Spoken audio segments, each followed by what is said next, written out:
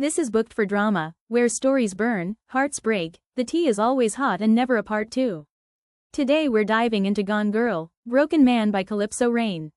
Let's go. Chapter 1. I died. I was brutally murdered by a serial killer. After my death, my body was made into a specimen and trapped in a glass display case. Moville City, Flynn residence. I don't know why, but after I died, my soul returned to the home where I had lived for nearly 10 years. Maddy still can't be reached?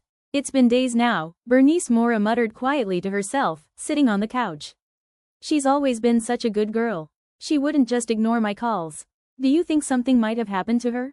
I was the adopted daughter of the Flynn family, taken in when I was 18. My mom had been Bernice's best friend.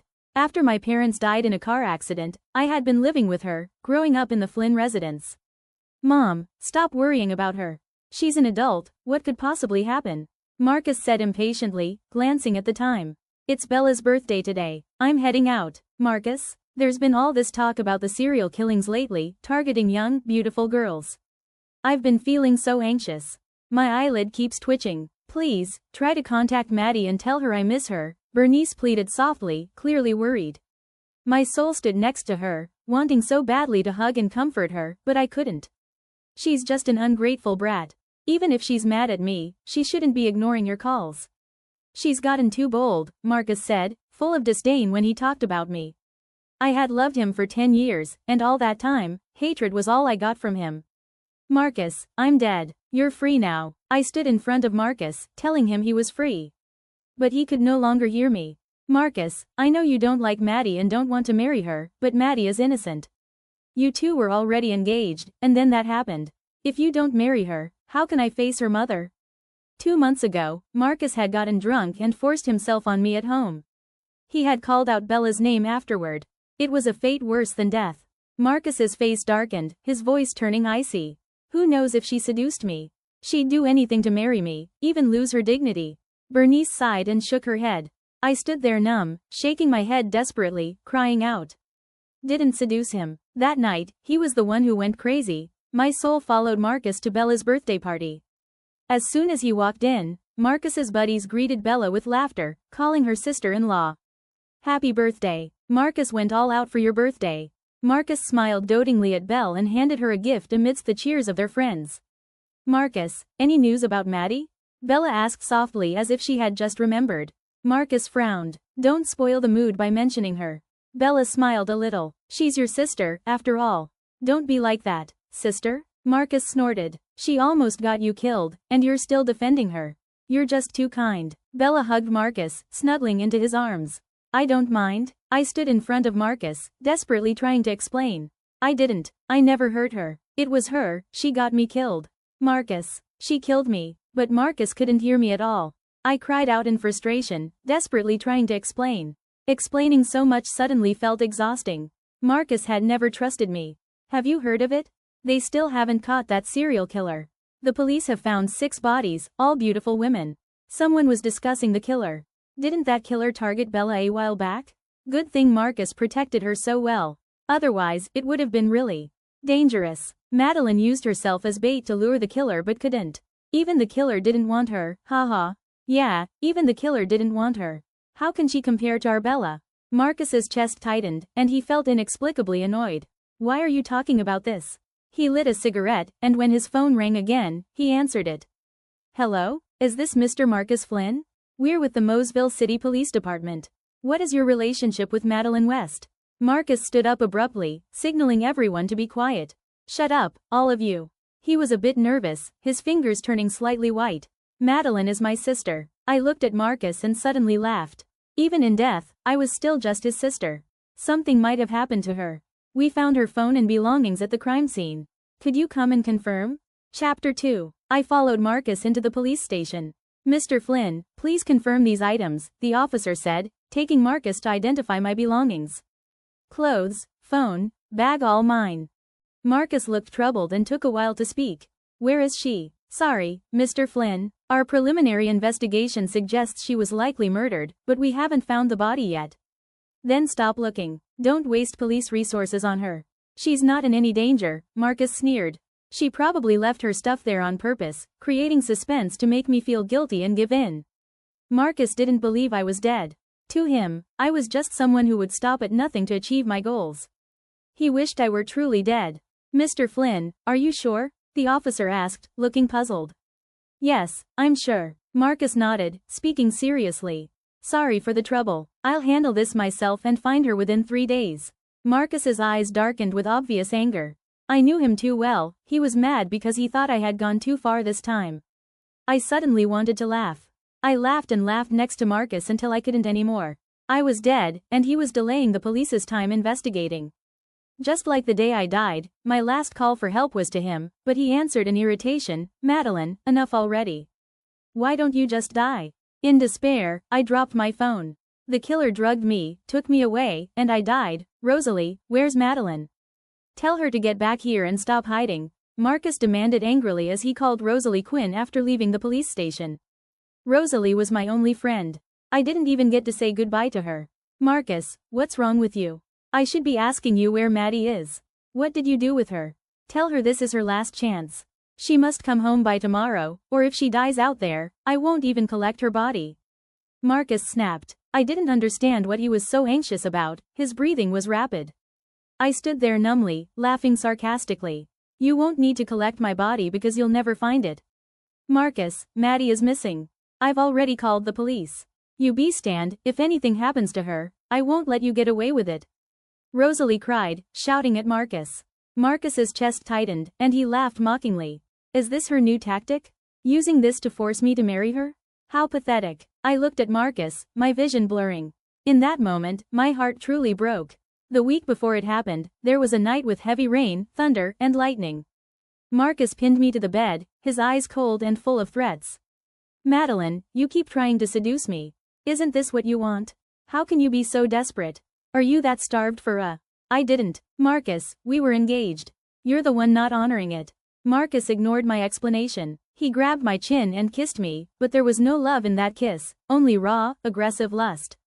Isn't this what you wanted? Stop pretending. Marcus, please, my stomach hurts, I cried, begging him, but he didn't stop. He gripped my waist, thrusting forcefully as if he was trying to punish me. At that moment, I felt like he wanted to kill me. Madeline, you pushed Bella down the stairs and nearly killed her. I haven't even settled that score with you yet. I didn't call the police to put you in jail. That's the best mercy you're going to get from me. Stop playing games. If you think so, I'll marry you. You better kill that hope right now. In the end, my throat was hoarse, and I couldn't say a word. It wasn't me. I didn't push her. Dark red blood flowed between my legs, and my stomach was in severe pain, to the point of suffocation. Marcus, it hurts so much. Please, take me to the hospital. At that moment, I knew something was seriously wrong. How unlucky, Marcus said with disgust, pushing me aside as he got up to get dressed, intending to take me to the hospital. But just then, his phone rang. Marcus, help me. I think that psycho killer is after me. Help. Marcus's face turned pale, and he frantically grabbed his clothes and ran out. He was too worried about Bella to care about my fate. I was in so much pain that I fell off the bed and curled up on the floor. Help, Marcus, don't leave me, please. Chapter 3. That day, I passed out from the pain. On the 6th day before the incident, I woke up to daylight. After the rain, the sun was shining brightly. I struggled to get up from the floor, the blood between my legs already dried. Marcus, I'm so scared. What do we do? What do we do? From the living room, I heard Bella crying. She was trembling, saying she was being stalked by the killer. She was terrified of dying. Marcus, we checked the surveillance. Bella really is being followed. Should we call the police? No, Marcus, don't call the police. This killer is ruthless, targeting young women. The police have found 6 dead bodies but haven't caught him. If we provoke him... Bella shook her head in fear, refusing to report it to the police. Bella, don't be afraid. Marcus said, holding Bella and comforting her gently. He wasn't incapable of being gentle, he just never showed me any of it. I stood there, feeling awkward and stiff, unsure whether to stay or leave. Bella, what were you wearing yesterday when you walked down Hardy Lane? Marcus's good friend, Jose Jenkins, asked. A red dress, Bella replied, glancing at me. Maddy. I said nothing, turning my gaze away as my legs trembled. I headed to the kitchen, hoping to find something to eat. Marcus, I have an idea to lure out the killer. We can catch him first and then call the police to avoid any chance of him retaliating against Bella, Jose suggested. Marcus nodded. Let's hear it. We can find a woman to wear Bella's dress and walk down Hardy Lane at night to draw the killer out. There are cameras everywhere, and we'll be watching. Nothing will happen, Jose explained. Marcus frowned. What kind of stupid idea is that? Why don't you send your girlfriend? Bella looked at me again and spoke softly. Maddy, you don't look well. Are you okay? Why do you care about her? She almost got you killed, and you still worry about her, Marcus said, holding Bella tightly with annoyance. My hand froze while pouring hot water, and a wave of pain spread through my chest. Let her do it. She's right here. She almost killed Bella. She owes Bella. Let her go and make up for it. Yeah, let Madeline go. She and Bella look somewhat alike. She can do it. I looked at Marcus in panic, hoping to hear him refuse. He knew I was afraid of the dark. How could he send me to such a deserted place at night? Marcus hesitated for a moment, then looked at me coldly before speaking. You owe Bella, and you must repay it. His words felt like they were pushing me into an abyss. My fingers went numb, and I couldn't hold the cup filled with hot water. It spilled all over the back of my hand. The scalding water didn't even register. It was as if I had lost all sensation. 10 years, I spent 10 years trying to warm this man's heart. But Bella could win it effortlessly. I won't, I refused. I couldn't risk my life like that. Marcus, don't force Maddy. Bella's eyes filled with tears. Maddy didn't mean to push me down the stairs. Don't speak for her. Marcus suddenly snapped, making Bella flinch. He stood up and walked toward me. I shook my head in fear. Marcus, I'm not going. You don't have a choice. Marcus was determined to send me people to watch. We won't let you die, Marcus said, as if he was assuring me. I hung my head, my tears burning hot against my eyes. Repay what you owe Bella, and I'll consider you reformed. I won't go against you anymore, he said like he was offering me a deal. Against my better judgment, I believed him. Will you really guarantee my safety? Of course, Marcus replied impatiently. Marcus, I don't owe Bella anything. But if we are the killer, will you promise me one thing? I looked at Marcus with despair. I wasn't bargaining. I had something important to tell him. Don't push your luck, Marcus snapped. I lowered my head, saying nothing more. Living in the Flynn residence, I had always been dependent on them. I loved him, but I also feared him. Fine, I'll go, I agreed. Consider it repayment for saving me back then. I entrusted my life to Marcus. Once this was over, I would ask to break off our engagement and give him his freedom. I would leave the country and never return to the Flynn family. Maddy, thank you. I didn't expect you to be so brave. Bella pretended to be kind as she spoke to me, holding my hands, but her eyes were full of threats. I shook off her hands and, feeling famished, left Flynn residence. I should have given up then. At the hospital, the doctor said, "You're pregnant, already 2 months along. Didn't you notice? We should monitor this for a while." I sat in shock, staring at the test results, trembling all over. Pregnant, I was pregnant at the worst possible time. Marcus didn't love me, and he certainly wouldn't accept the child I was carrying. Even if I was pregnant, he wouldn't change his view of me. He would just think I was trying to force him into marriage. 5 days before the incident, I mustered up the courage to tell Marcus about my pregnancy. If he didn't want the child, I would abort it and leave. I wouldn't cling to him anymore. I called him countless times, but he refused to answer. Finally, on the last call, someone picked up. But it was Bella who spoke. "Maddy, are you looking for Marcus? He's tired and needs rest. Why bother talking to her so much? Just tell her to stop bothering me." Marcus's irritated voice came from the other end of the line, along with Bella's giggles. "Marcus, stop it. I'm on my period, so don't touch me today." Holding the phone, I sat numbly and stiffly on the couch. That night, Marcus came back, but he brought Bella with him. "Why did you bring her here?" Bernice frowned, clearly displeased. "Mom, Bella and I are getting engaged. I came to inform you," Marcus said in a tone that brooked no argument. Bernice was shocked and instinctively looked at me. My eyes were red, but I said nothing. "I don't agree. You have an engagement with Maddy?" Bernice tried to protest. "Bella is being stalked by that serial killer, and he only targets single, unmarried women." "I'll make our engagement public," Marcus declared, his favoritism for Bella blatantly obvious. My stomach churned, and I suddenly bolted to the bathroom, throwing up violently.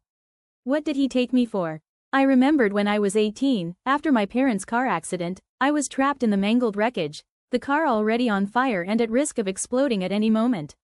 Marcus had gone crazy trying to save me, smashing the car windows despite his bleeding hands, cutting through my seatbelt, and pulling me out to safety. Then he went back to try to save my parents, Marcus. It's dangerous, I weakly called out, watching helplessly as he risked everything to save my family. Just as my parents were being pulled out, the car exploded. The massive flames and shockwave left me trembling. Even though my parents didn't make it, Marcus's desperate attempts to save them were etched into my heart. He was a good man, always had been. But he didn't love me. After vomiting until there was nothing left, I collapsed on the floor, my vision darkening. He was going to marry Bella. And I was always just a joke. Maddy, don't be afraid. You'll be okay, Maddy. I remembered him calling my name at the crash site, urging me to hold on, saying the ambulance was coming. Chapter 4. Back then, I thought he liked me too. It had all been a misunderstanding, one that lasted all these years. Madeline, stop playing dead. The bathroom door was kicked open, and Marcus glared at me with clear irritation. You're going to Hardy Lane tomorrow night.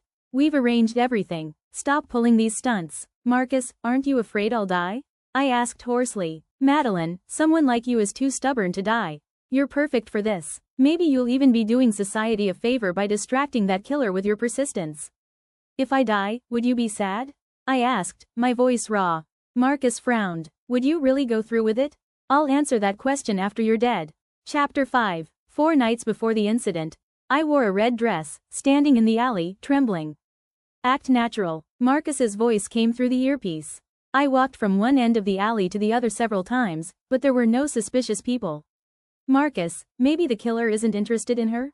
Haha, even the killer isn't interested in her. Marcus's friend's mocking laughter echoed in my car. With tears in my eyes, I squatted down, feeling the urge to break down and cry. That night, I couldn't lure out the killer. I thought they would let me off, but they didn't. 3 nights before the incident, they still had me walking back and forth in Hardy Lane. Again, I couldn't lure out the person they were looking for. 2 nights before the incident, Bella came to me. Maddy, I'm sorry. I got it wrong before. It wasn't Hardy Lane. I think I was being followed in the alley at the end of the street. Marcus wants you to go there tonight after work. We'll be there in advance, ready to ambush. If anything happens, just shout. I believed her and went to the alley at the end of the street after work. This time, someone was indeed following me. Hello? Is anyone there? I think someone is behind me. I called out nervously and fearfully into the carpiece. Is anyone there? All I could hear was the sound of their banter, but no one responded to me.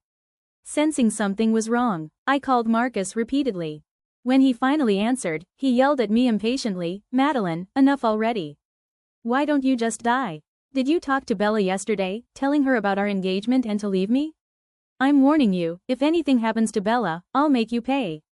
Terrified, I stopped and tried to explain. But suddenly, a hand reached out, covering my mouth and nose. My phone slipped from my hand. I struggled desperately, but it was no use. Soon, I lost consciousness. The day of the incident. When I woke up groggily, I found myself hidden in a large wooden crate, the kind used for fragile ceramics. There were gaps through which I could see outside. As I tried to get up, I saw a tall man in a hooded sweatshirt walking. His skin was very pale, his hair long and messy. Even though his hair covered half his face, the word, striking, still came though describing a killer as striking felt wrong. But that man had light blue eyes. His features were sharp and deep set, with black hair and ghostly pale skin. He was clearly of mixed race, very distinctive. His entire presence exuded a sense of death. I was terrified and didn't dare make a sound. He seemed to be looking for something. Glancing around before picking up an axe from the corner and dragging it out, I covered my mouth in fear and cautiously climbed out of the crate, trying to escape. But I hadn't gone far before someone struck me from behind, knocking me to the ground. Before losing consciousness, I saw the axe being dragged away by that man, and I saw his hand. You are the most perfect piece of art I've ever seen. His voice was very raspy, as if his vocal cords had been damaged. You're different from them. I will preserve you forever. No one will ever find you. You will belong to me forever, always with me. That man was insane, a complete psycho. My consciousness grew increasingly fuzzy until my blood drained and my heart stopped. So, this is how calm death feels. At Marcus's place, my soul followed Marcus back to his house.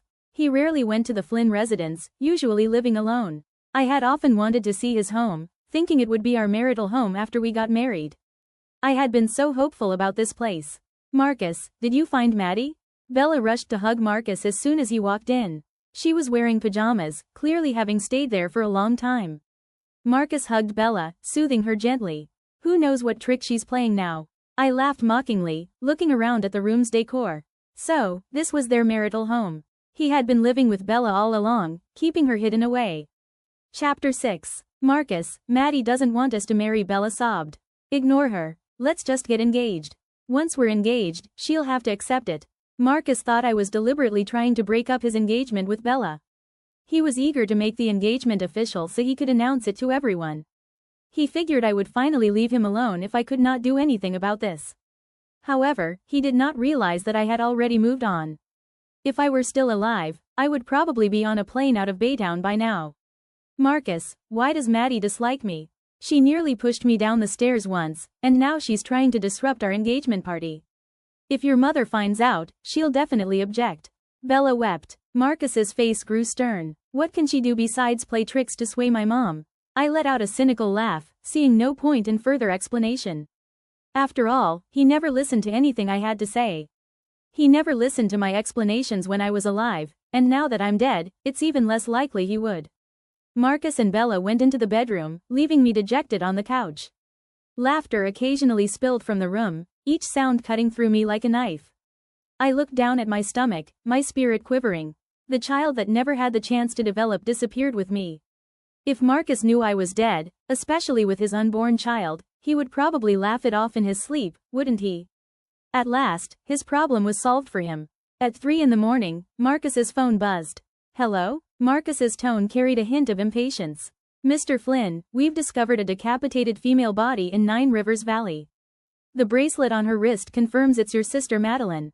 Please come and identify the body. Marcus sat up suddenly, his breath heavy. Outside, lightning illuminated the sky, followed by the rumble of thunder, which triggered a sharp pain in his head. Maddy? In a flash of lightning, Marcus thought he saw a silhouette in the living room, strikingly similar to Madeline. I watched Marcus in disbelief, wondering if he could actually see me. However, Marcus quickly cursed under his breath and grabbed his coat to leave. In the bedroom, Bella also awoke and stepped out barefoot. Madeline, oh, Madeline, don't blame me. Blame Marcus for being so desirable. What woman wouldn't want him? I never thought you'd be so naive to take my words seriously. Haha, you brought this on yourself. Enraged, I lunged forward, attempting to throttle her while screaming. You killed me. It was you. I'll kill you. I tried with all my might to attack the woman responsible for my death, but my hands passed right through her, unable to make contact. I was powerless to exact my revenge, the Criminal Investigation Department. The victim was sexually assaulted before her death, and the clothes she was wearing were not hers. Standing stiffly by the autopsy table, Marcus responded, Madeline lost this bracelet 2 months ago. Are you sure this is the one? Asked the detective. Yes, it was a family heirloom from my grandmother. It was meant for the future daughter-in-law of his family. He had given it to Madeline when she turned 18.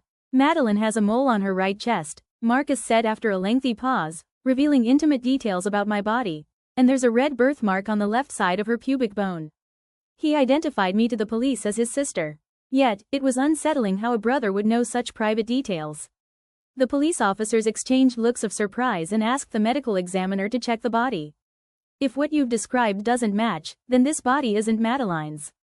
Marcus closed his eyes, a wave of relief washing over him. Mr. Flynn, it seems you've been withholding some information from us, the leading detective remarked with a stern look as he led Marcus away. I'd like to understand your relationship with Madeline better. Could you explain that to us? Chapter 7. I've already told you that Madeline is not dead. Whatever my relationship with her may be, it has no bearing on this case. Marcus retorted, his voice laced with frustration and embarrassment. Mr. Flynn, please cooperate with our investigation and avoid complicating matters for the police, the officer responded, his tone tinged with irritation. Standing nearby, I smiled wryly, wondering, how could he possibly admit to what he's done to his own sister? Captain, the blood and skin found on the handcuffs don't match the victim's. The DNA tests show it's from another female, likely Madeline. It seems very likely that Madeline is in grave danger. Marcus clenched his fists, still insistent that Madeline was orchestrating this. She's clever, and she's always crafting some drama. Watching Marcus, my disappointment deepened until my heart felt numb. Mr. Flynn, your reluctance to cooperate could cost us crucial time to save her. If the murderer has indeed captured Madeline, imagine her despair as she's waiting for rescue. I looked at the police officer, tears welling up in my eyes. He was right. During those moments, shifting from consciousness to death, no one could fathom the depths of my despair. I had prayed repeatedly for the police to find me quickly and for Marcus to save me. Eventually, a deep sadness overwhelmed me when I thought of Marcus. Marcus's phone vibrated. It was Bella on the line. Excitedly, she blurted out, "Marcus, I just saw Maddy at Nightfall Bar." Marcus paused, exchanging glances with the police. The officers looked at each other with suspicion. "Let's move out to Nightfall?" I tried to caution them anxiously, "Don't go. Bella is trying to mislead you. She's causing trouble just to throw you off. It's all to stop you from finding my body. Don't listen to her. Don't fall for it." Fired out in desperation, but no one heard me. Marcus trusted Bella implicitly, never questioning why she would venture to Nightfall Bar in the middle of the night. I followed Marcus, overhearing his angry vows. "Madeline, I won't let you get away." His voice was firm, filled with a threat that seemed real. If he found me, he might actually harm me. Yet, that confrontation never occurred. Nightfall Bar. Undercover detectives accompanied Marcus and located Bella. "I got scared because of the storm and went out to find you. That's when I spotted Maddy entering Nightfall by herself. It was packed, and I lost track of her," Bella said, her voice trembling with emotion. Marcus quickly comforted Bella, wrapping his arms around her. "It's okay." The detectives exchanged knowing looks with Bella before heading into the bar. Despite an extensive search throughout the night, they came up empty. I sighed as I watched the police at work. Poor officers, being manipulated and dragged out in the middle of the night. "Stop." A figure in a hooded sweatshirt walked briskly in the alley with their head down. The police yelled, but the figure quickened their pace. Officers quickly closed in and tackled the person to the ground. "Zeke, this kid." As the night unfolded, I caught a glimpse of that face again, and my body froze with fear as I backed away. Even in death, I felt a deep fear of this person. His face was unnervingly handsome, his skin unusually pale. Sadly, beneath that captivating appearance was a madman, a deviant, a killer. "Why are you running around at this hour?" the police demanded as they kicked him. The man's eyes locked in my direction. I covered my mouth in shock. Could he actually see me? Chapter 8. Marcus, that man is so intimidating. He's looking right at me. Bella trembled and moved to stand behind Marcus for protection. I glanced over my shoulder and sighed in relief. The menacing man was not looking at me but at Bella. He was glaring at Bella with intense fury, yet he said nothing. "His name is Steven, and he's from the local orphanage. I once caught him stealing a loaf of bread, but he's not a bad guy." One of the police officers defended him. I shook my head vigorously. "No, he is a bad guy. He's a murderer." The police decided to let Steven go. Steven got up, his long legs making his pants look too short, exposing his ankles. A horrifying scar on his calf caught my eye. It looked like a burn from an electric shock. Despite my fears that he might be dangerous, I followed him, my nerves on edge. As Steven approached Bella, his voice came out raspy. It sounded like a voice that was ruined. "It's you." Bella stared at the man, her body shaking uncontrollably. I, too, stared at Steven in disbelief, wondering if he knew Bella had deliberately led me to him. "Mr. Flynn, if you have any information about Madeline, please inform us immediately." "Sorry for bothering you so late," the officer heading this investigation apologized. "I'm Zeke Palmer. Here's my contact information." Marcus grunted, took the business card, and left with Bella. Watching Marcus walk away, Zeke mused aloud. "Keep an eye on Marcus and Bella. Their involvement with Madeline is not as simple as we think." "What makes you think that, Zeke?" "Your sister has a mole on her chest or a birthmark near her pubic bone." "What a pervert," remarked the young policeman, visibly shaken. "He looks human but acts like a beast. So, let's continue with the investigation." I decided not to go back with Marcus, preferring to avoid another encounter with him and Bella. I followed Steven instead, observing as he limped away, desperate to find where my body was hidden. His injured leg, barely supporting him, dragged him to the gates of an old welfare home, where he slipped inside deftly. I followed him, my breath heavy as I took in the surroundings. This was the place where I had met my tragic end. He had brought me here and then ended my life. This was the original crime scene for the serial murders. I kept close to Steven, hoping to find where my remains were concealed. However, he bypassed the actual murder site and instead entered an old dormitory building, retreating to a small room where he curled up in a corner. The room was cluttered and chaotic. Clearly, he had been living there. This was an old orphanage. I wandered its corridors thoroughly but could not find the basement where the murder that led to my death was committed. No wonder it had eluded the authorities. Suddenly, a bang echoed as a car forcefully struck the iron gate of the orphanage open. Stephen cautiously peeked out, wary of the unexpected visitors. I watched in astonishment as Marcus and a visibly shaken Bella stepped out of the vehicle. That's the guy. I can't say for sure if he's the killer, but he's been following me around lately. Bella confided in Marcus instead of alerting the police. Marcus, in turn, decided against involving the authorities, opting to confront Stephen with his companions. As Stephen attempted to flee, Marcus's group quickly closed in on him, brandishing sticks. You're just a beggar, but you have your eyes on Bella? How audacious. Yeah, that's him. You're not interested in Madeline, huh? Which beggar has such lofty standards? Cowering on the ground, Stephen shielded his head, seemingly accustomed to such assaults. Marcus approached Stephen, squatting down to show him a photograph. Have you seen this woman? At that moment, I could not help but wonder if Marcus harbored any suspicions that I was already dead. Chapter 9. Stephen looked at my photo, his eyes alight with excitement. Say, Madeline does have an amazing body.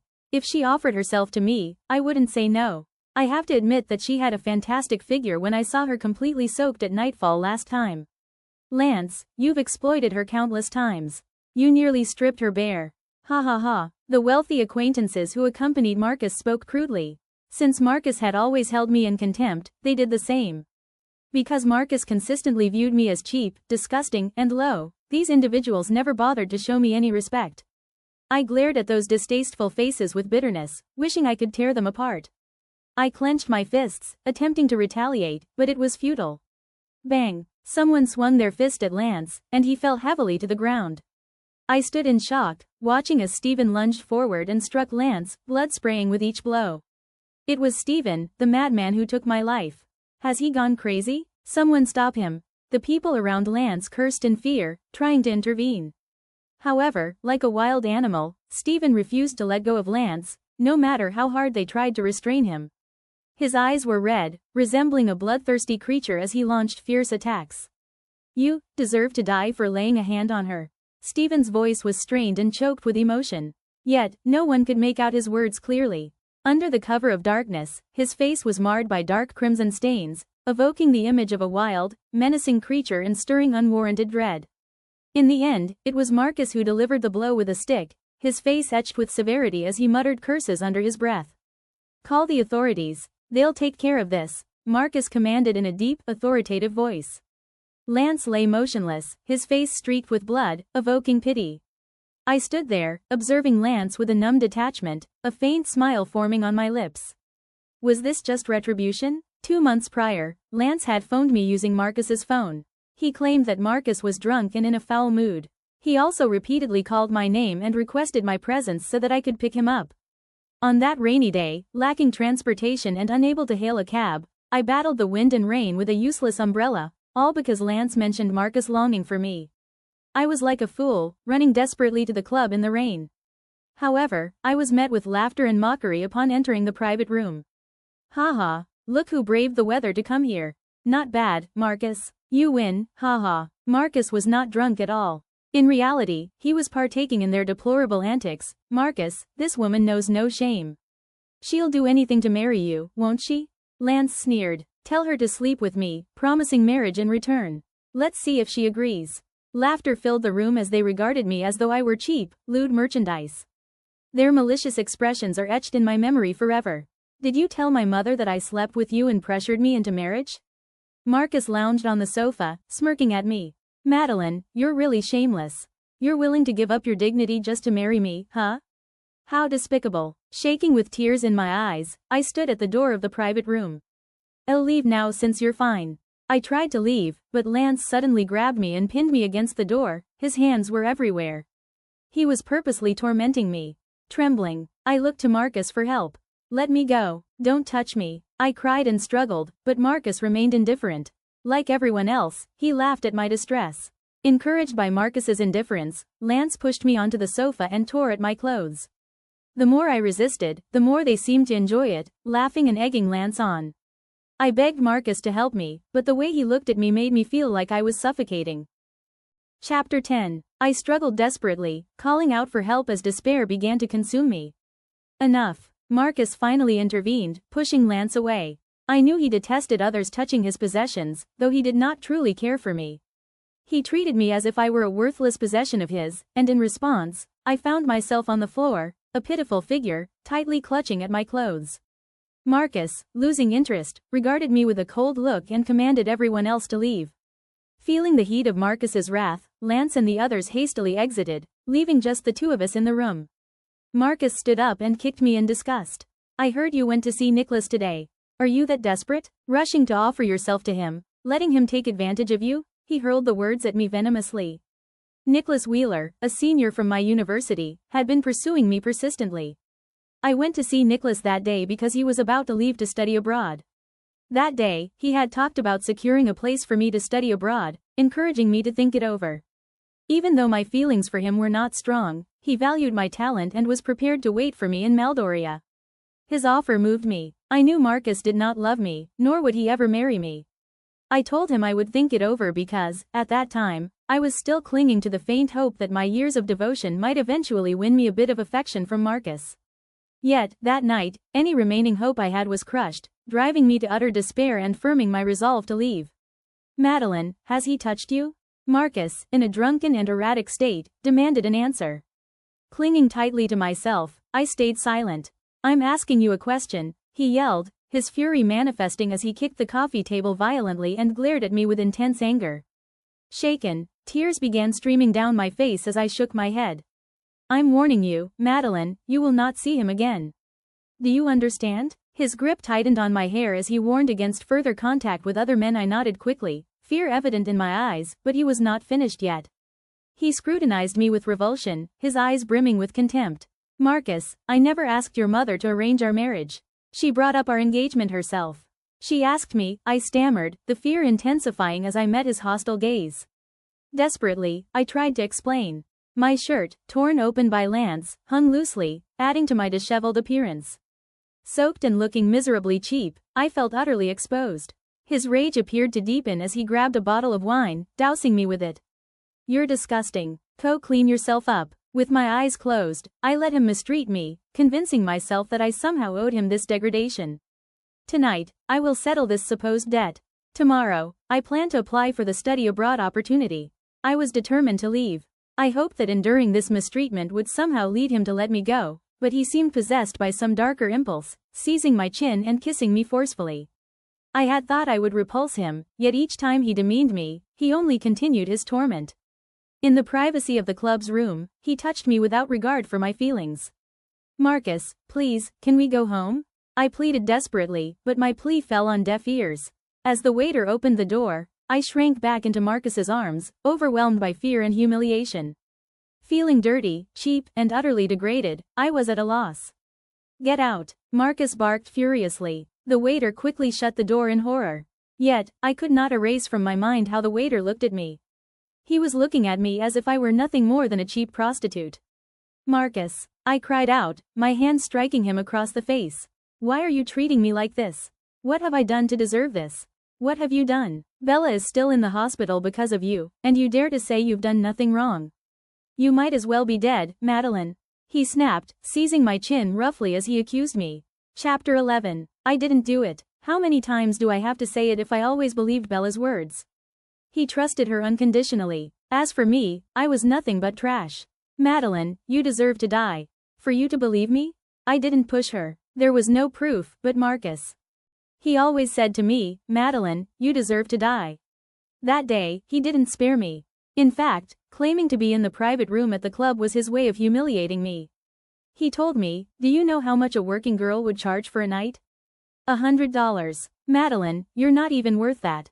Maybe I should have let them have their ways with you earlier? I felt as though someone had torn apart my body as I lay numb on the couch. Marcus, please, I'm begging you, please let me go. I lost track of how long he tortured me. Eventually, he finally released me when he sobered up enough. Marcus was disgustedly straightening his clothes. Despite his impeccable appearance, he showed no concern for the tattered state of my clothes. He didn't even glance at me as if disgusted with himself for touching something so filthy in his drunken state. "Marcus, please don't leave me here." He turned and slammed the door behind him, not caring about my disheveled state. Marcus left me behind, like a discarded rag. He threw me to the ground. Slowly, I struggled to crawl up. I stepped on shattered glass. The pain and blood were sobering me up. Feeling numb, I dressed myself and wrapped myself in the shredded shirt. Then I walked out of the room, wretchedly. It was still raining heavily outside the club, and Marcus hadn't waited for me. The waiter who opened the door asked me with a smirk, "Are you new here? How much do you charge for a night? Must have had quite a time, huh?" I didn't answer, I just ran out in panic. The waiter blocked my way and taunted, "Why are you running? Are you acting like an innocent girl after allowing a wealthy person to have his way with you? You don't mind having a little fun with me, do you?" Terrified, I nervously backed away. I pleaded, "Don't touch me, or I'll call the police." The waiter sneered coldly and said, "There are only drunk men outside. Do you think you can leave safely? You might as well let me have some fun." Outside the club, there were many drunk men. There was no way they'd spare me. Marcus knew it would be dangerous to leave me alone, but he still walked away without looking back. "Go away," I sobbed, pushing the waiter away as I hurried out. The waiter was right. As soon as I ran out of the club, I was cornered in an alley. I trembled as I dialed 911. Tears were flowing down my cheeks as I waited for the police to come to my rescue. At that very moment, I woke up completely. Firstly, I didn't love him anymore. Secondly, I wanted to live. Thirdly, I had to escape. As far away as possible. "Don't touch me, please." I cried and begged, but they didn't stop. As their hands roamed over me, I felt nauseous, the bile rising uncontrollably in my stomach. "She's pretty. Let me have a go when you're done. Can you handle it?" As I listened to their vile words, I collapsed on the ground. I cried until all the strength had left me. Toward the end, I had no energy to fight back. I thought they'd take turns violating me that night. When my consciousness was fading, a tall, shadowy figure appeared. He wielded a steel pipe and struck the man touching me. Their screams filled the alley. "Stop it," the men who bullied me pleaded. However, that person didn't stop. "Erg!" Screams echoed. The shadowy figure hit one of the men's wrists with the steel pipe and warned, "Touch her and you die." I curled up and hugged my head, too scared to make a sound or look. The scent of blood and the screams echoed in the alley. The rain continued to pour. It was too dark to have a good look on that person's face. All I knew was that he was tall and ruthless and was not sparing any of them. Chapter 12. The sound of sirens came, and it finally eased my worries. Police. By the time the officers came running over, that tall figure who hit those men had already stumbled away, leaving only a puddle of blood on the ground. Clearly, that shadowy figure was real and not a hallucination of mine. "Who hit these men?" the officers asked. I huddled in the corner, in fear, and said nothing. "A madman. Aren't you the cops? Go arrest him." Despite his severe beating, the man responded smugly. The police approached me and asked, "Did you see the person hit them? Do you know where he ran to?" I shook my head numbly. Even if I had seen where he ran, I wouldn't have said anything. All of these suckers deserved to take a good beating. "They want to violate me," I said in a hoarse voice. The police frowned and instructed, "Take all of them away." Mother *CKER. Given her attire, we assumed she was a working girl. The man who had attempted to violate me continued to slander me.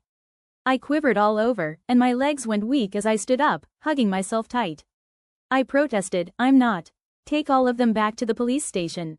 I followed the police officer, and along the way, my whole body was still shaking. Just out of the alley, I spotted Marcus's car. He had come back and climbed out of the car. At this point, he was standing in the rain, looking disheveled. Marcus took a step forward, as if he wanted to talk to me. His Adam's apple hobbled, but no sound came out. I stood still and stared at him. Then, I let out a sarcastic laugh and told him, "Marcus, I don't love you anymore. Never again." This love and the favor I owed him had left me completely wounded. "You have to let me go, and I'll let myself go too." I spoke in a choked voice, begging Marcus to spare me. I knew he didn't rush back here because he was worried about me. He was simply afraid that if I died, he wouldn't be able to explain it to his mother. I was draped in a police officer's jacket, and my face was pale as I smiled at him, saying, "Marcus, I don't love you anymore." Lee stood stiffly in place and didn't follow me. That man probably despised me for embarrassing him. There was blood all over the ground, as well as injuries to my feet. I limped to the police car, which resembled a walking dead without a soul as I sat there. Back in the police station, I recounted the whole incident but left out the man who had helped me. That shadowy figure wandered in the light like a devil, appearing and disappearing just as suddenly. After recording my statement, the police allowed me to leave. My feet were sore to the point of numbness. I struggled to walk out of the door of the police station as if I couldn't feel the pain before I lost it and fell to the ground. The rain was still falling. I curled up my body as I started to feel a little cold. Suddenly, an umbrella showed up on top of my head. I looked up and saw that it was a police officer. You have injured your foot. I happen to be going to the hospital, let me take you there. He spotted that I was wary about him. That officer spoke again, Zeke Palmer, I'm a detective. Don't be afraid of me. I nodded in acknowledgement, got up carefully, and looked at his car. I'm filthy. My body was covered in blood. Zeke pulled out some tissues and handed them to me. He comforted me, it's okay, I'll wash the car tomorrow. Thank you. I was a little awkward, but I still got in the car. I didn't know where I could go. What is a young girl like you doing in the middle of the night in a bar? From now on, you need to take this as a lesson. You're lucky that nothing happened to you. On the way to the hospital, Zeke angrily lectured me, our city is not peaceful lately, murders often take place in that area. Thanks, I said timidly as I expressed my gratitude. Where is your family? Zeke asked. I shook my head and revealed, I don't have any family. My parents have both passed away. I don't have a family anymore. Zeke froze. He gripped the steering wheel tightly and cautioned, that doesn't mean you can go astray. There are many ways to make money, and you don't have to resort to illegal ways. I knew that he had misunderstood that I was a lost girl. Still, I didn't explain. There didn't seem to be any difference between me and a lost girl. When my parents passed away, they didn't leave me much property, and their company still owed a debt that the Flynns helped me pay off. Marcus also saved my life. The moment the Flynns took me in, I seemed to lose myself. You would have died if my family hadn't taken you in. Even if you died, you would still be mine. Do you hear me? Marcus had warned me more than once. When he violated me, it was me atoning for my sins and repaying the favor of his family. It had nothing to do with love. Therefore, he told me not to expect that he would marry. Chapter 13. That night, I didn't go home. I curled up on a hospital bench and slept through the night. The next morning, I woke up with a high fever. My phone was silent all night. Marcus didn't call me even once. Sitting on the bench, I called Nick and told him, I've made up my mind about studying abroad. Nicholas sensed something was off in my voice and asked worriedly, Maddy, are you sick? Yeah, I got caught in the rain yesterday, and now I have a bit of a cold. Where are you? I'll bring you some medicine, Nicholas said anxiously. Asked desperately, Nick, if I submit my application today, how soon can I leave the country? At that moment, I had a bad feeling that if I didn't leave soon, I might die. Probably died at Marcus's hands. I wanted to live and get far away from Marcus. My departure will mark the end of everything. If we make the application now, you'll get a response in 2 months. I'll ask the professor to expedite it. Once the notification comes through, I'll book your flight. Nicholas asked worriedly, is your cold really bad? Should I come get you? It's okay, Nick, I'm at the hospital, thank you. I thought that I could leave the city forever and escape this place and Marcus in 2 months. After hanging up, I left the hospital. Walking through the alley outside the hospital, I felt lost, not knowing where to go. We sold the house after my parents died in a car accident and used their insurance to pay off our debts. Apart from Flynn's, I found no place to stay. I didn't even know where my home was. Feeling dizzy, I found a corner to sit in and leaned against the wall, falling asleep again. I didn't know how long I slept. When I woke up, I found a coat covering me. Though old, it had been washed carefully. Looking around, the alley was empty. As I got up, I saw some sandwiches wrapped in a plastic bag next to me. I smiled bitterly and felt helpless. Someone must have mistaken me for a beggar. Maybe I was. Marcus once told me, you live in my house, eat my food, use my things. How are you different from a beggar? We were the same. I folded the kind person's jacket neatly and placed it in a clean spot, along with the sandwiches. If that person returned, I hoped he would take them. Supporting myself against the wall, I took a few steps and felt a presence behind me. Turning around, I saw a tall, hooded figure slip away. Without thinking much, I walked out of the alley and hailed a cab. When I returned to the mansion, Marcus was there too. Marcus, where's Maddy? Why isn't she back yet? She didn't come home all night, Bernice Flynn said worriedly. She's a grown woman. She won't die, will she? Marcus replied in annoyance. Standing outside, I watched Marcus's annoyed expression inside. Ms. Maddy, someone's here to see you. He says his name is Nicholas, your senior, the maid told me when she saw me standing outside. I was startled and hurried to see him. Why was Nick here? Nick, I saw Nicholas standing at the door with some medicine. I brought you medicine, Nicholas said with a smile. Grateful, I reached out to take it.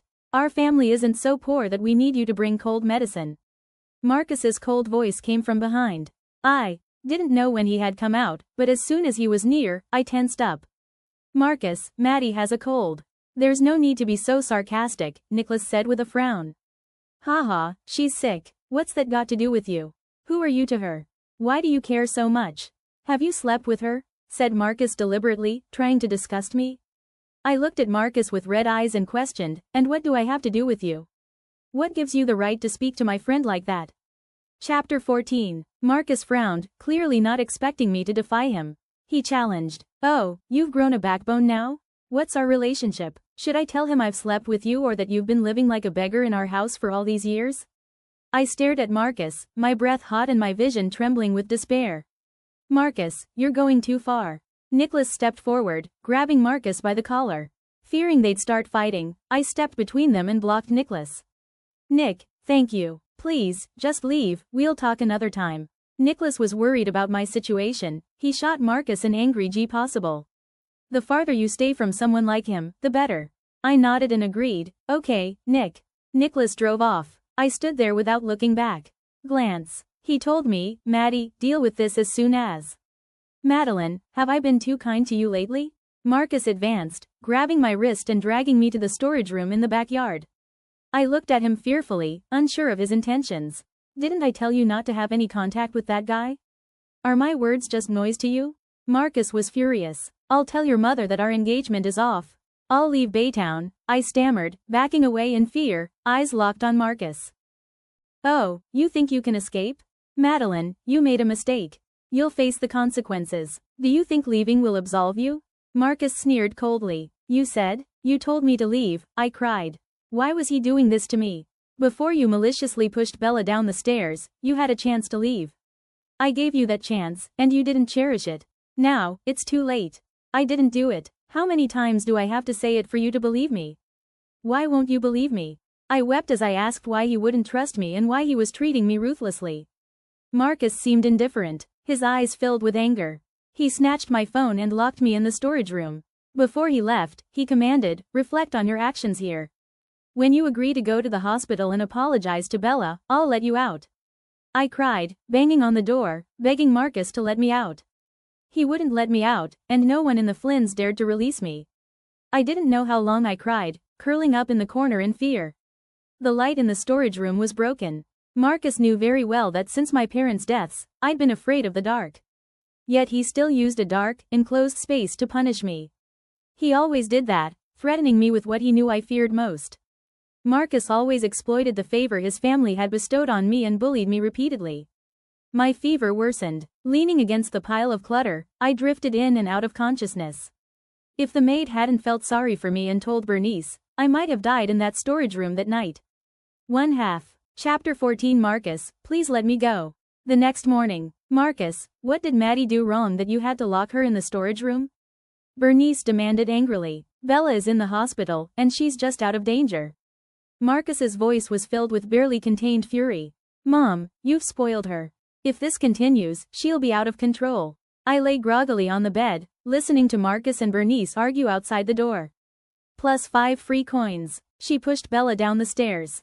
That's attempted murder. If Hella decides to press charges, Maddy will go to jail. Bernice was silent for a long time before she spoke. You need to talk to Bella. Whatever compensation she wants, we'll give it to her.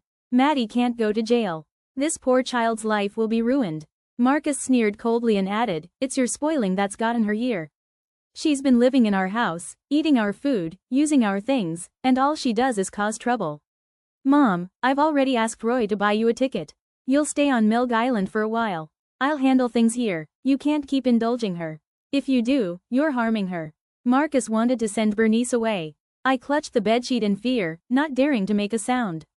If Bernice left, Marcus would be even more ruthless. I was shaking all over. I curled up under the covers. What should I do? What should I do? Marcus wouldn't let me go. It was unclear how long had passed before it became quiet outside. I thought they had left, but then Marcus suddenly burst through the door. I backed away in fear. He sneered coldly and said, "My mom is gone. Let's see who can protect you now." Marcus? Marcus, please let me go. I'm begging you. Chapter 15. His grip was strong as he grabbed my collar and dragged me towards the bathroom. "You're filthy. Clean yourself up." The thought of those drunkards molesting me last night probably made him furious and disgusted. Cold water poured over me. In that instant, I felt like I couldn't breathe. I still had a fever, yet he used cold water to wash my body. My mind was foggy. I fell to the floor, unsure of.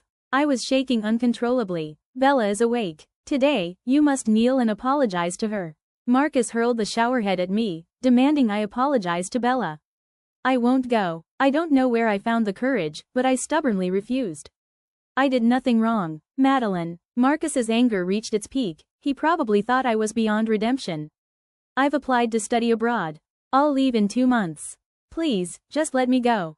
I looked at Marcus with defiance, my eyes devoid of the love they once held. I hated him. "That spot Nicholas got for you? Haha. How many times did you sleep with him to make him so devoted to you?" Marcus gripped my chin and forced me to look at him. In despair, I stared into his angry eyes. "Yes, we were together. I love him now, and I'll never bother you again." I stared at him stubbornly, refusing to back down. "Fine, very good." Marcus yanked my hair, pushing me to the ground. "It seems you were born to be cheap. I didn't satisfy you enough, did I?" His strength was overwhelming. Each touch felt like he vented his rage on me. I didn't understand his madness. He clearly didn't love me, yet sometimes he gave me the illusion that his madness was out of jealousy. Haha, how could that be? "Madeline, you will atone for your sins in this lifetime." He was like an insatiable beast, seemingly wanting to tear me apart. I cried and begged for mercy.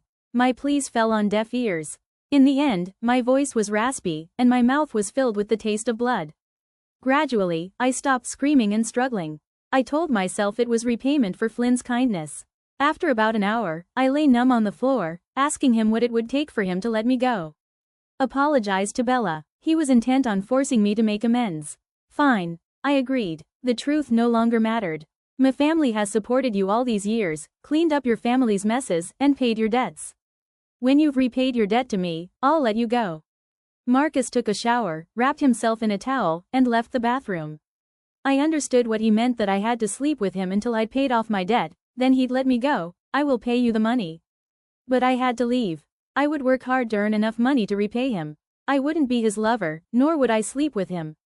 Grace Hospital. That afternoon, at 4, Marcus took me to the hospital. I clutched the flowers Marcus had carefully chosen for Bella as I walked numbly into the ward. "Marcus." Bella's pale face smiled at Marcus. When she saw me, her expression changed instantly. Bella asked, "Why did you bring her here?" The wealthy children accompanying Bella also began to clamor. "Get her out of here. She pushed Bella down the stairs and still has the nerve to show up. How dare you show your face here?" A rich girl stepped forward and shoved me. I lost my balance and fell to the ground. The wound on my foot stung painfully. Marcus frowned slightly and said, "That's enough." The wealthy girl barked at Marcus. She injured Bella, and we're expected to simply forget about it? "We should call the police and have her sent to jail." "Zara, it's all right. Don't worry about me. It's not that serious," Bella said softly. "Bella, you're too kind." The rich girl's anger intensified. Marcus's expression was grim as he glanced at me and said, "She's here to apologize." Haha, what good is an apology? The rich girl sneered. "An apology, huh?" Lance and the other rich kids jeered. "Is that how you apologize? Shouldn't you be on your knees?" Bella chuckled, trying to lighten the mood. She said, "Stop it. Don't make a fuss. Bella, you must deal with a malicious woman like her cruelly." Tumbly clung to the wall, holding on to the flowers. "Didn't you hear? Kneel and apologize," Marcus demanded. I refused. Stubbornly, I hung my head, not saying a word. I said kneel. Marcus was furious, dragging me to Bella's bedside. Bella watched me with a smug smile and said, "Marcus, don't be so harsh. Maddy is still young. If it weren't for Bella's kindness, you'd be in jail by now." Marcus scolded coldly. I stood there numbly, ignoring whatever they said and refusing to kneel. Nor would I apologize to her. You won't apologize? Fine, she can entertain us a bit for tonight. We promise not to kill her. Those rich kids laughed and taunted. I stood my ground and looked at Marcus. Teve explained it to you. I didn't push her. Why won't you believe me? Marcus scowled and angrily reprimanded, you consistently tell lies. Fine. I interrupted him and made him stop. That was more than enough. I couldn't bear any more of his hurtful words. I apologize. I looked at Bella and smiled slightly. You win. Bella glanced at Marcus and said, forget it, she's not apologizing willingly. Madeline. Marcus warned me sharply. I took a step back and carefully placed the bouquet on the ground. Once, I had longed to receive a gift from Marcus, even just a bouquet. But it never happened. With trembling legs, I knelt on the ground. Marcus looked away, saying nothing. Maddy, get up. I know you didn't do it on purpose, Bella said, feigning kindness. I didn't respond, nor did I get up. Marcus, consider this my repayment for saving my life back then. I have cleared the debt of your gratitude. All that's left is the money I owed his family. I'll find a way to come up with the money. Marcus clenched his fists and declared, if she wants to kneel, let her kneel. Those individuals laughed and mocked me in the hospital ward. They played their games and hurled vile comments at me. I kneeled on the cold floor from 4 p.m. until 7 p.m. My legs went numb, and eventually, I passed out from the pain. Madeline, you better drop your act. When I woke up again, I was lying in a hospital bed with an IV drip in my arm. Chapter 16. The room was empty. I was the only one there. I pulled out the IV, got out of bed, and limped out despite the pain in my legs. The sun finally came out that day after 2 days of rain. The sunlight was warm, but I still felt cold. Autumn in Baytown was always bleak and cold. Don't let him get away. Thief. Catch the thief. I was walking down an alley when someone bumped into me. In the distance, someone shouted for the thief to be caught. The individual, who was running desperately, stopped when he saw me. We looked at each other. He was tall, wearing a baseball cap and a mask. I could only see his clear and pleading eyes. He pulled me behind a trash bin, covering my mouth to keep me quiet. I could hear his breathing and heartbeat. Once the people pursuing him had left, he released me and turned to flee. Why did you steal? I asked softly. He was tall. With his back to me, he bowed his head and remained silent. I could tell he was young. I have some money here. This bracelet may also be worth something. Take it. I placed the money from my pocket and the bracelet from my wrist on the trash can and limped away. He said nothing, nor did he follow me. I had always treasured that bracelet, wearing it through everything. It was a gift from Marcus for my 18th birthday, the first since my parents passed away. It was the only gift he ever gave me. There was a time when I used to treasure it, but now I just wanted to run away from him. I want nothing to do with anything related to him. Because it disgusted me, I wandered aimlessly through the streets, returning to the mansion only after nightfall. My phone was dead, not that anyone would contact me anyway. Madeline, where have you been? Marcus was furious the moment he saw me. I called you. Why didn't you answer? He rushed over and grabbed my shoulders. At that moment, he seemed genuinely worried about me. I shrugged off his arm, turned away coldly, and said, my battery died. He was frustrated and roared, is it so hard to apologize for your mistake? What do you have to be upset about? I remained silent. His anger flared at my indifference. He grabbed my wrist, his face darkening, where's your bracelet? I was surprised he noticed its absence. After all, I thought he wouldn't care even if I died. I lost it, I said indifferently. Madeline, do you know that bracelet was?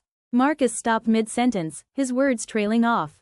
Chapter 17. Forget it. You don't deserve it anyway, Marcus said as he shook off my arm and turned to leave.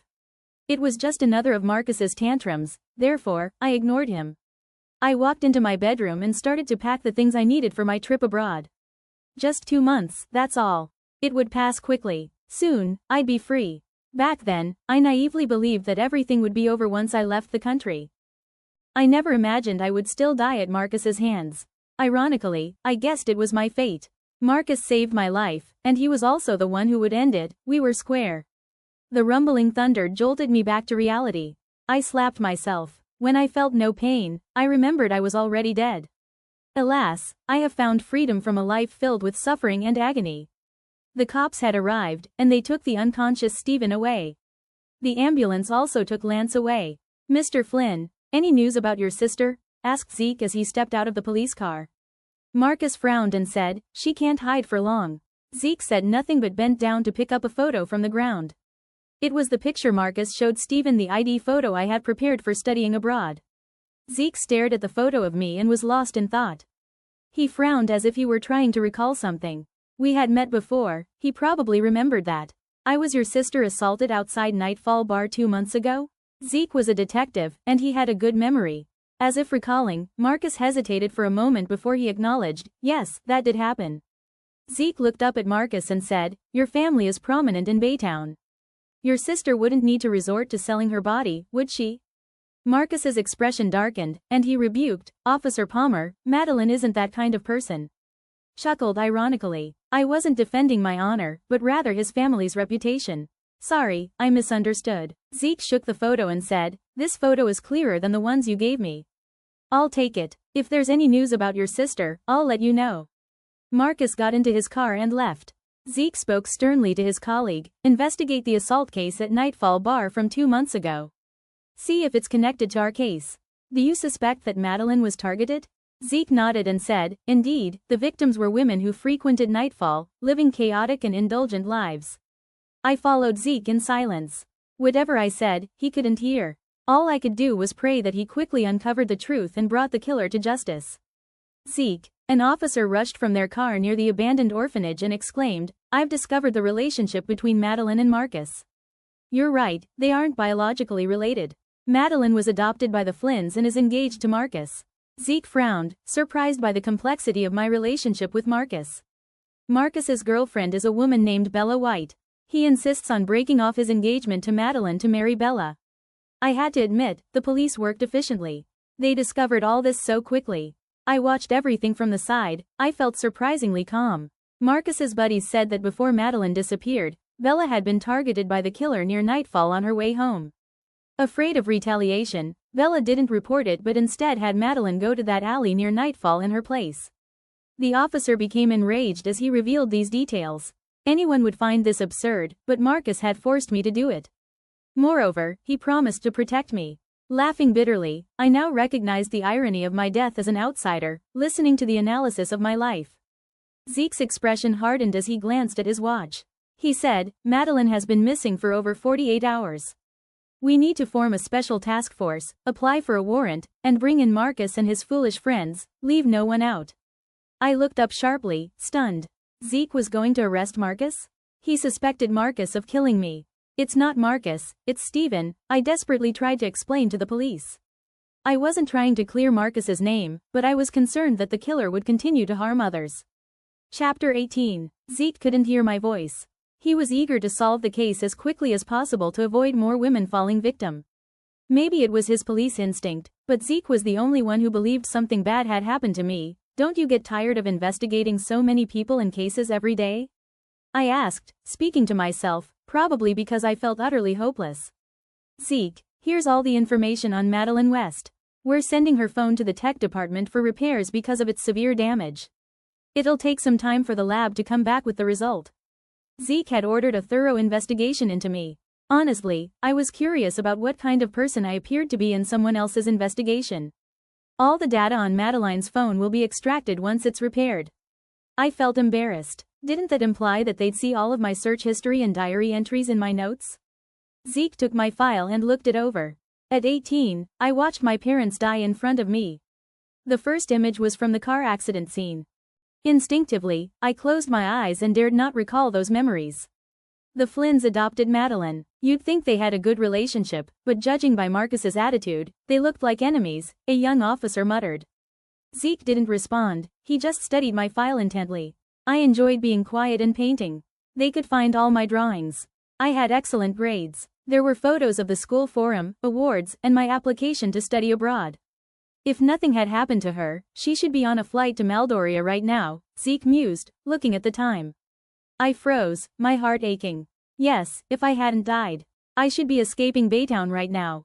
"We found something." Jim questioned a waiter at the Nightfall bar. He remembered Madeline well and said she was good. Figure. 2 months ago, she had an intimate relationship with Marcus. An officer ran over and reported to Zeke.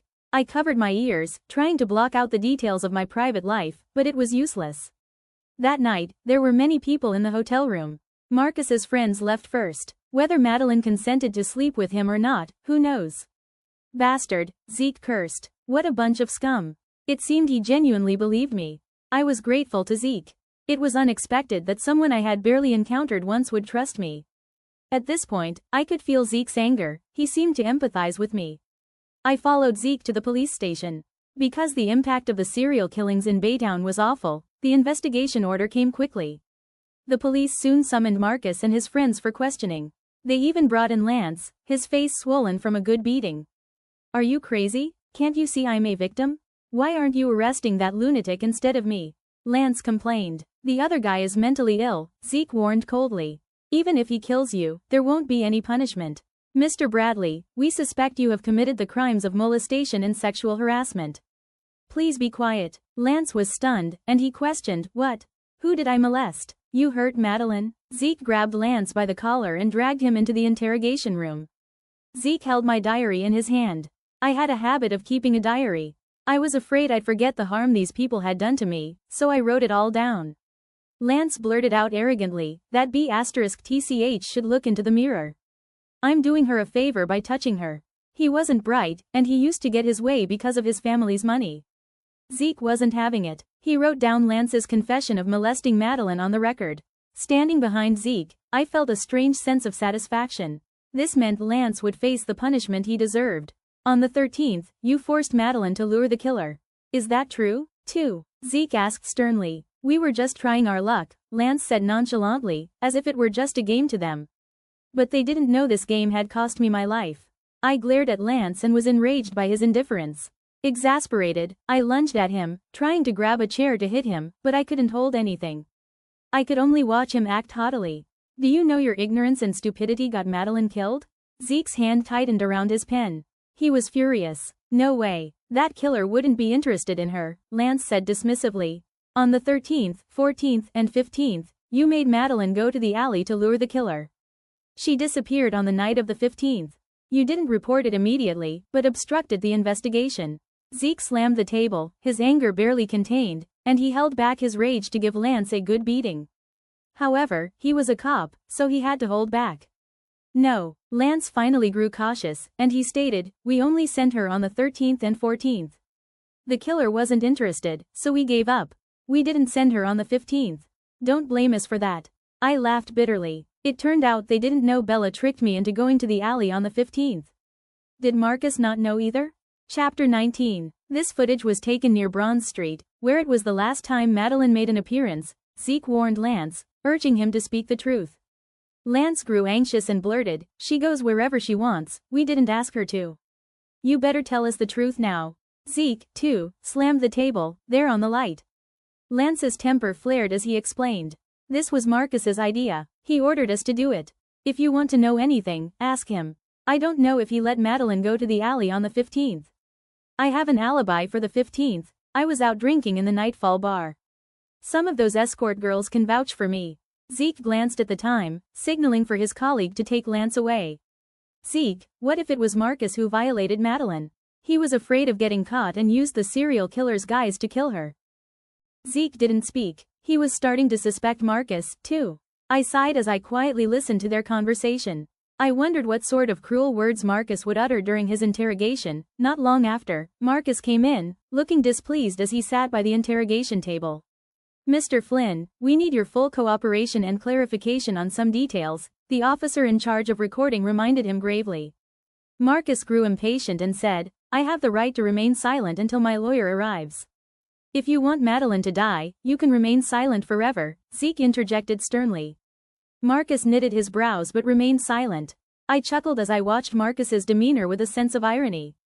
This man was eager for me to die. On the 13th, 14th, and 15th, you had Madeline wear Bella's clothes and walk alone in Hardy Lane and Bronze Street, respectively, to lure out the killer.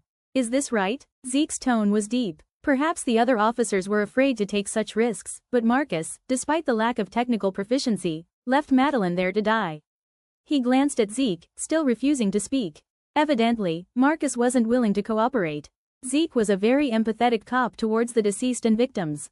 He slammed the table in rage and roared, "If Madeline was targeted by the killer because of your arrogance and killed as a result, imagine how desperate she was when she died." I sat quietly in the interrogation room, trembling all over. Zeke was right, I was genuinely desperate. The man whom I once loved and cared for the most, who had once saved me, had personally sent me to hell. "Officer Palmer, provocation won't work on me.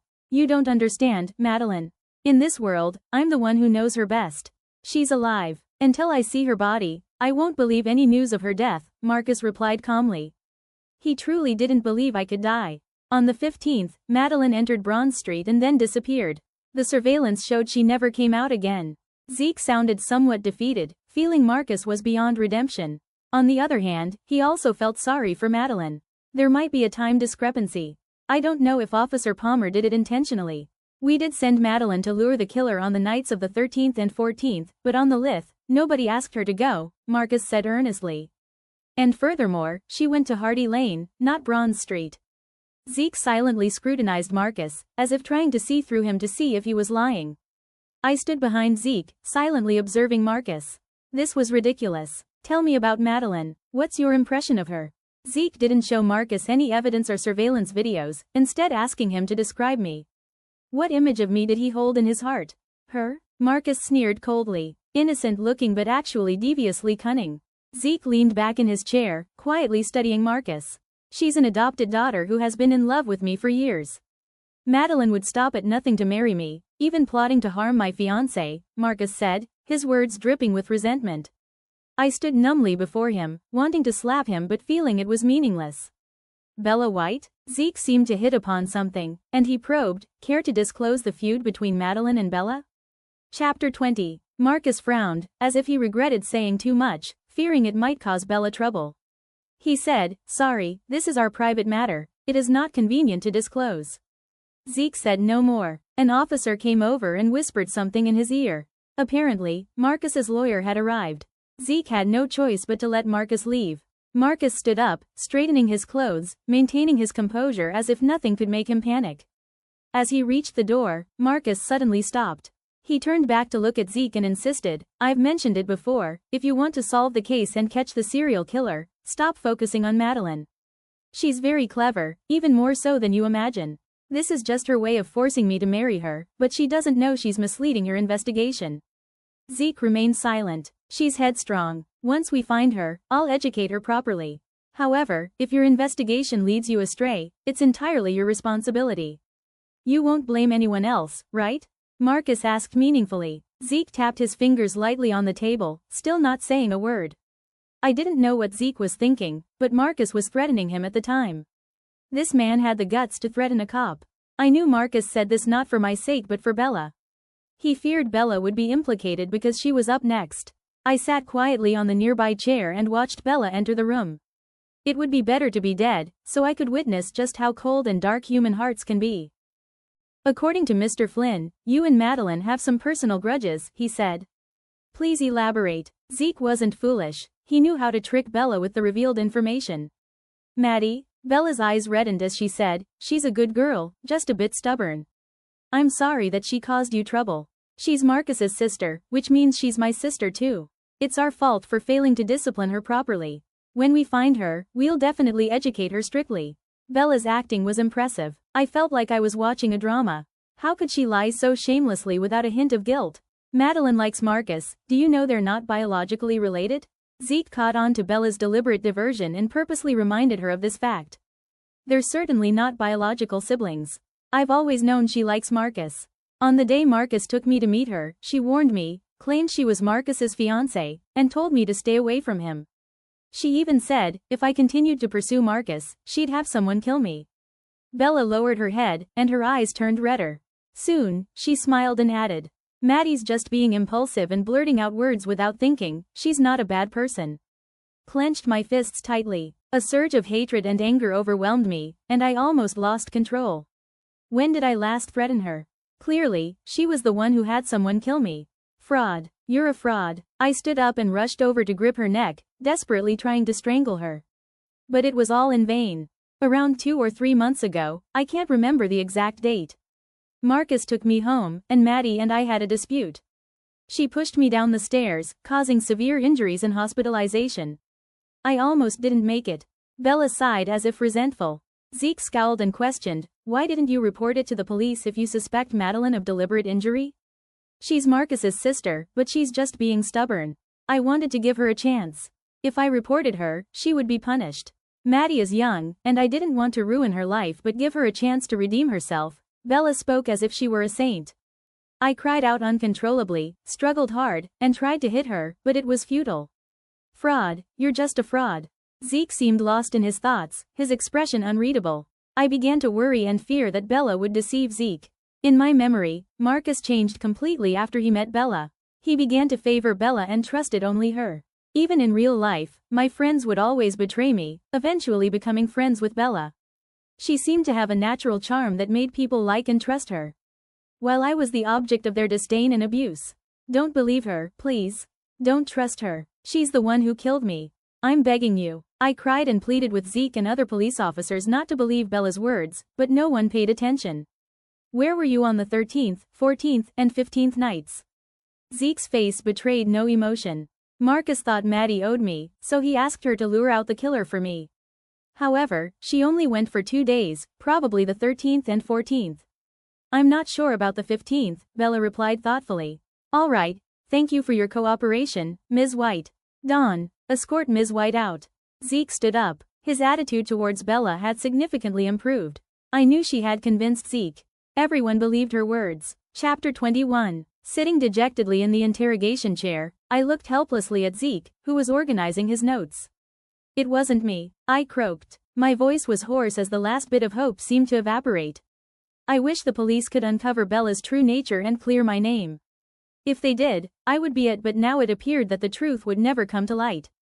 My body would never be found. Officer Palmer, she's a liar. Bella had deceived everyone, I muttered, my voice breaking. Why didn't they believe me? Why wouldn't anyone believe me? Why did everyone believe Bella? Zeke, we've questioned a lot of people who know Madeline. None of them had anything good to say about her. It seems like she really has a bad reputation, a young officer said as he entered the interrogation room, clearly siding with Bella. Ms. White seems quite kind. She didn't report it or press charges even after being pushed down the stairs and nearly killed. She even gave her a chance. Zeke paused his note-taking and said, what you hear and see may not always be the truth. Then what is the truth? The young officer, Dawn, asked in confusion. Evidence. Zeke pointed to his notes and said, I only believe in evidence. Human nature was complex and unpredictable, only evidence was conclusive. I looked at Zeke, hopeless. Until they found my body, no one would believe me. A female officer walked in, looking troubled. She informed, Zeke, the medical report on Stephen is out. He bears scars from his electrocution, but these are old scars that signify long-term abuse. Zeke furrowed his brow and took the report. From my angle, I could see the examination photos. Electrocution scars, burn marks, and whiplashes crisscrossed his skin. He might be a lunatic, but he's good-looking. Scars cover his body, except for his face. Could he have met some pervert in the orphanage because of his looks? The female officer angrily cursed, these people are perverts. Bastards. Zeke remained silent. He simply stared at the report for a long time before speaking. This case has nothing to do with him. He has a history of mental illness and doesn't bear legal responsibility.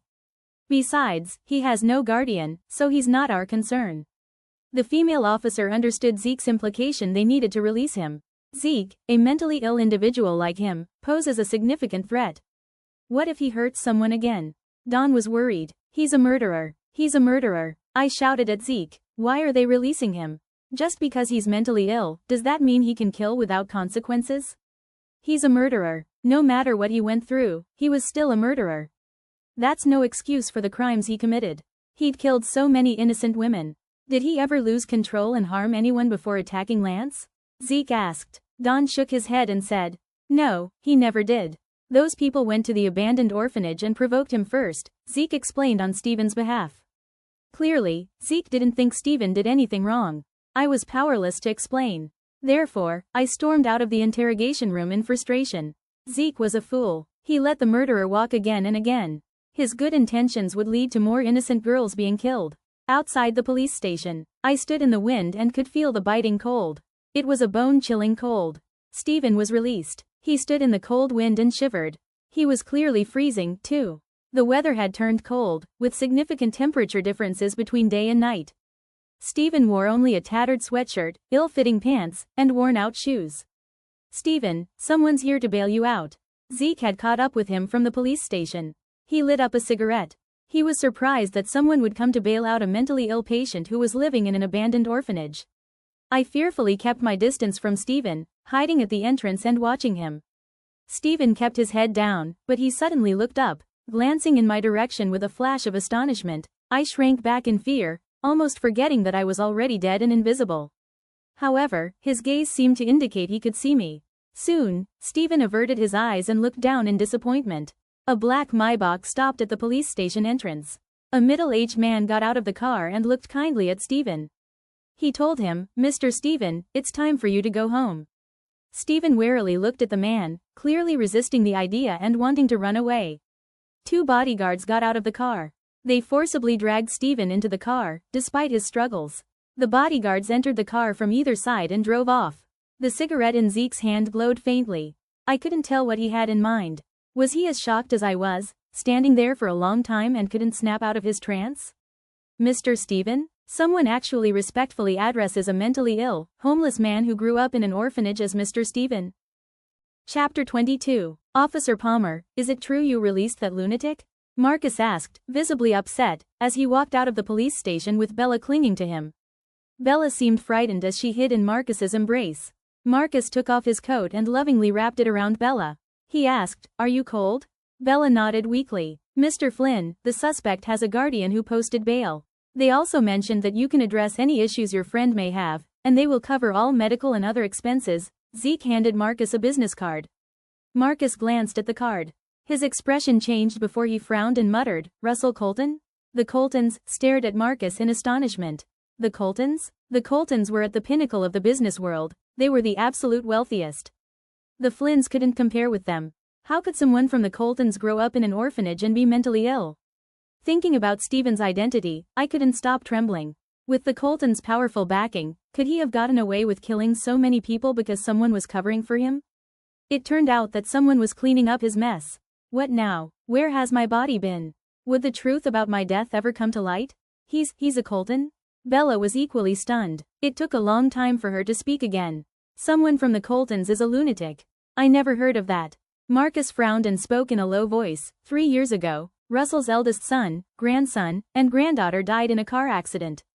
The youngest son that survived has azoospermia, making he too unable to father children or continue the family line. Clearly, this madman must be of Colton blood, otherwise, Russell wouldn't care so much about a lunatic. Care? Zeke sneered coldly and taunted, if he really cared about that young man, he wouldn't let him wander around. They probably just want to keep him for the family line.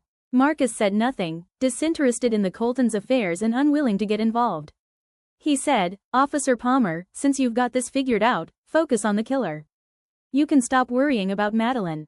Marcus opened the car door, holding the frame for Bella when she got out.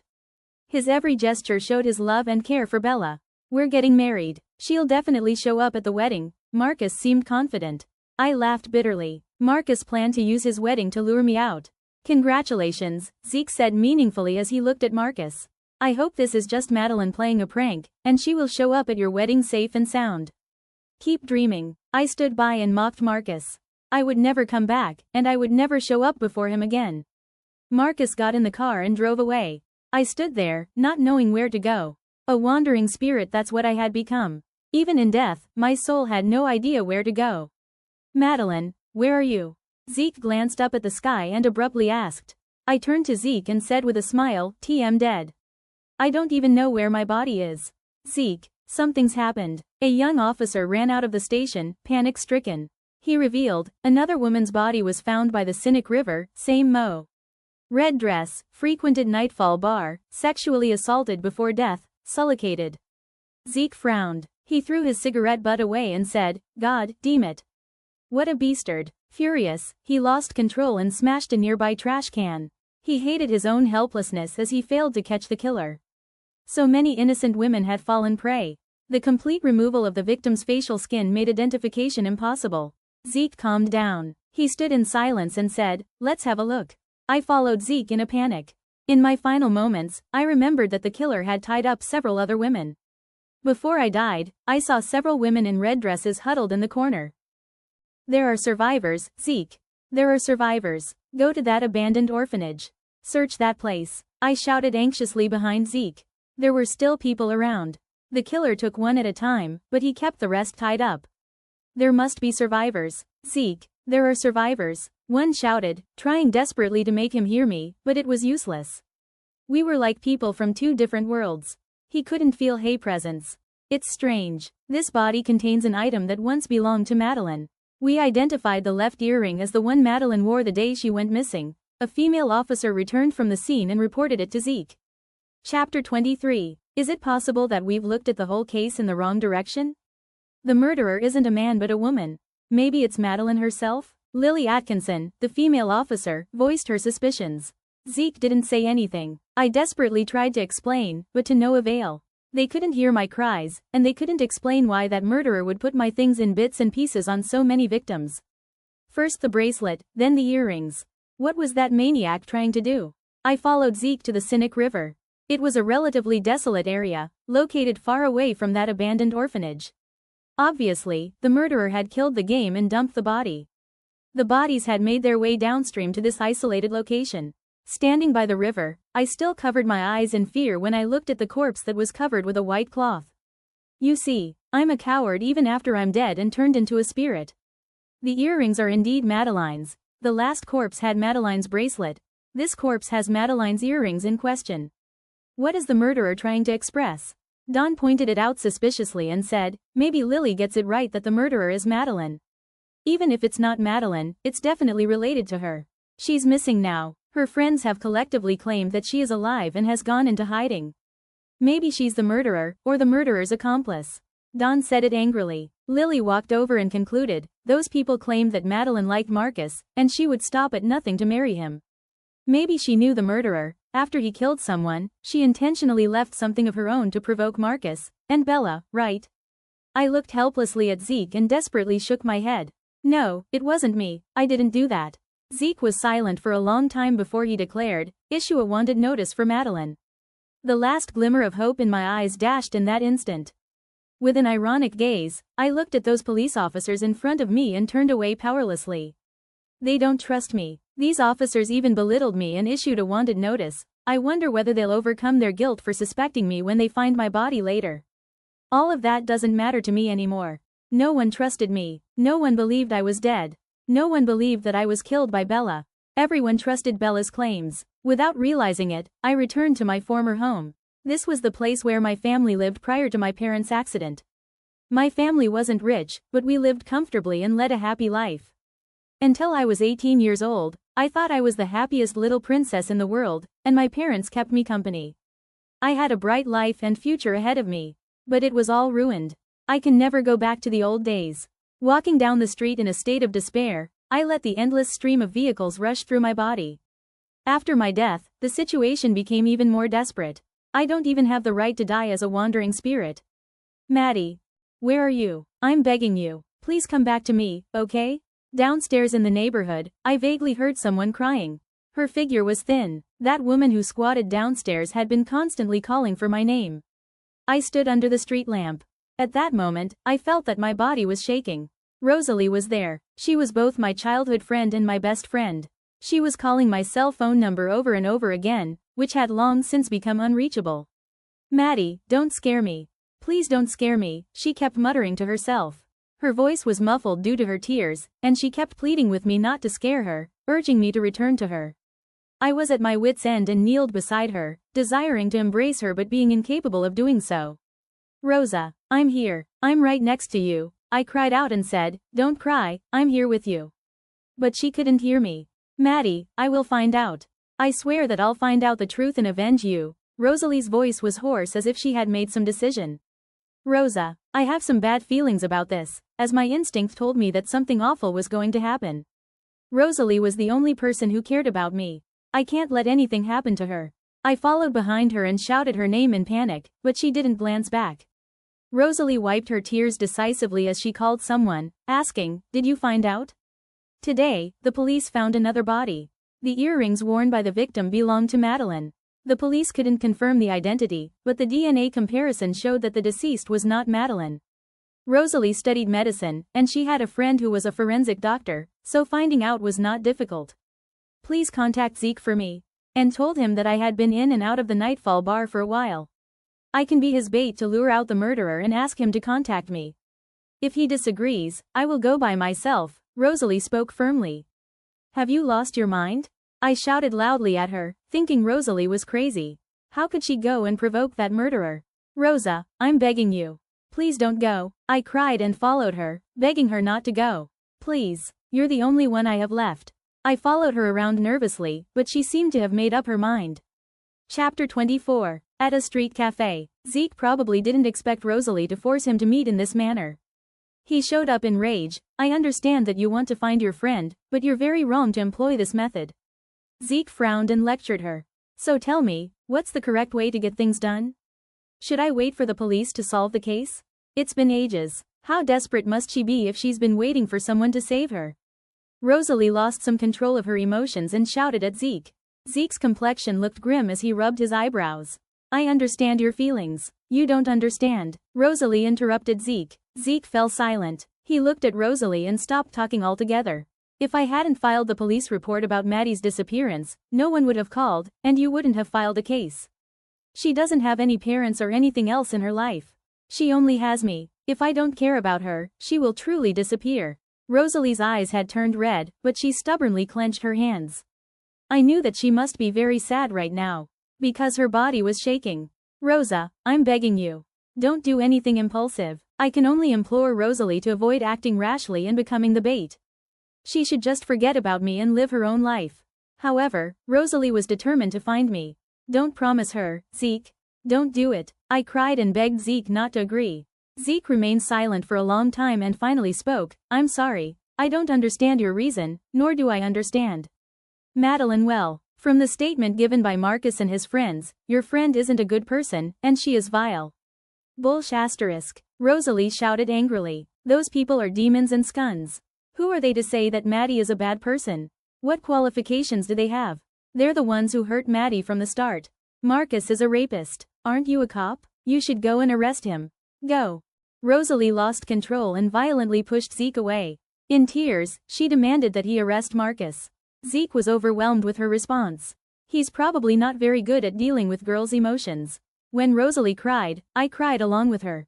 When she frantically pushed Zeke, I also lost control and wanted to hug her. Unfortunately, I couldn't hold her, and neither could she save me. Zeke, you're a police officer. You shouldn't rely solely on the words of others. Maddy isn't the kind of person that they claimed. I'll prove it to you. Rosalie suddenly quieted down, presumably having vented enough. Her quietness was more frightening than being out of control. What are you trying to do? Zeke asked. Tomorrow night, I will wear a red dress and pass by Bronze Street. If one day doesn't work, then I'll do it for 2 days, 3 days. There will always be a day when I successfully lure that madman out. Rosalie clasped her hands tightly as her body quivered. What kind of friend is worth risking your life? Zeke was a little annoyed, and he lit a cigarette in the smoking area. Rosalie smiled weakly and said, Do you want to understand who Madeline is? Come with me. I'll take you and reintroduce you to Madeline. Zeke didn't say anything and followed behind Rosalie. I also trailed them tightly from behind. Madeline is a good student. She has always been in first place in our class. Rosalie drove and escorted Zeke to Spring Hill. That was the neighborhood where I was born and grew up. Rosalie knew where my house's key was. This place was a haven for the two of us when we went to school. Madeline is very pretty and has always been the campus belle. Rosalie took out a key from a pair of shoes. She opened the door and walked in. There was a picture hanging in the living room foyer. It was a beautiful artistic photo of me when I participated in a ballet performance. I looked as beautiful as a swan in the photo, dressed in a white dance costume. The photo took place when I was 18 years old. Very beautiful indeed. Zeke looked at the photo and agreed. After her parents died in a car accident, the company collapsed and owed a lot of money. In fact, Madeline didn't need to borrow that money. But she still took her parents' insurance money and gave it to those people, leaving not a single cent for herself. Rosalie took out a box from the drawer and continued, after she went to college, she gave me her scholarship every year. Together, we donated it to the children in the orphanage. She said that children without parents are too lonely. Bang! Abruptly, someone pushed open the apartment door. Stefan stood in the doorway as he breathed heavily. His eyes were bloodshot. I stood in the doorway and looked at him in shock. Wasn't he taken away by the Coltons? This wasn't right. How did he have a key to my house? Rosalie also looked at Stefan in shock. She asked, "Who are you?" Zeke subconsciously stepped forward and held Stefan against the wall. He questioned, "Why are you here?" "Maddy, Maddy," he called out my name with difficulty, in a trembling and hoarse voice. Zeke frowned and let him go. Stefan turned around and ran away, motioning for Rosalie and Zeke to follow him. I panicked and tried to stop Rosalie, begging, "Rosa, don't believe him. He's a murderer, don't go. Don't go with him." Chapter 25. It was impossible for Rosalie to pass up such a great opportunity. She wanted to find me too badly. "Stop where you are." Rosalie chased after him and called out for Stephen to stop. One followed them in panic and yelled at Zeke, "Keep up. You have to protect her. I'm begging you." Zeke snapped back to the present and chased after them. The two of them followed Stephen. Stephen walked with difficulty. Evidently, he was running as hard as he could. The blood flowing down his calves was a gruesome sight to behold. His pants were short, torn, and incredibly short. I had no idea where he had gotten them. In fact, I'm a little curious. If he was a Colton, and his family treated him well and respected him as a master of the house, how could they possibly allow him to live on the streets? He was probably disliked by the Coltons, too. I was clueless about the sort of environment Stephen grew up in, nor did I want to empathize with a psychopathic serial killer. No matter what he'd been through, it was wrong to kill. "Are you hurt?" Zeke frowned and tugged on Stephen's arm. He asked, "Where are you taking us?" Stephen looked like he was in shock. In a panic, he broke free from Zeke's grip, causing him to fall to the ground. He crawled up from the ground and continued his forward run. His shoes ran off, and the soles of his feet were filled with unsightly scars. He appeared to have burned his skin after stepping on some hot coals. I was shocked as I looked at Stephen, who fell to the ground after running a few steps. What on earth had he been through? What happened to his feet? Rosalie was also shocked as she looked at Stephen, who had to insist on getting up after falling. His feet were badly burned. Every step he took must have been in hellish pain, right? What did he insist on showing them? Those wounds or burn marks. Zeke frowned. After Stephen fell again, Zeke walked over and extended his hand towards. Stephen looked at Zeke, but he didn't reach out. He was used to being alone. Getting up from the ground, Stephen continued to limp forward. On the road, the soles of his feet left bloody traces. Rosalie frowned and asked, "How did he burn the soles of his feet?" I had a suspicion that he was a murderer before, so I followed and investigated him. Zeke spoke in a deep voice. When I realized he had suspected Stephen, I looked at Zeke in shock. I replied, "He is. He's the murderer. You need to investigate him again. Do it again. Stephen is a poor soul. He grew up in an orphanage. His grandfather never acknowledged him as his grandson, so he had no desire to bring him back home. It's probably karma. All of his children and grandchildren have died. The old man couldn't continue the bloodline all by himself, which reminded him of Stephen, who was in the orphanage." Zeke followed Stephen. He lit up a cigarette as he walked. "I know a servant who was employed by the Coltons. That person claimed that Stephen was very resistant after he went home, always trying to run away. Stefan was withdrawn and acted strangely.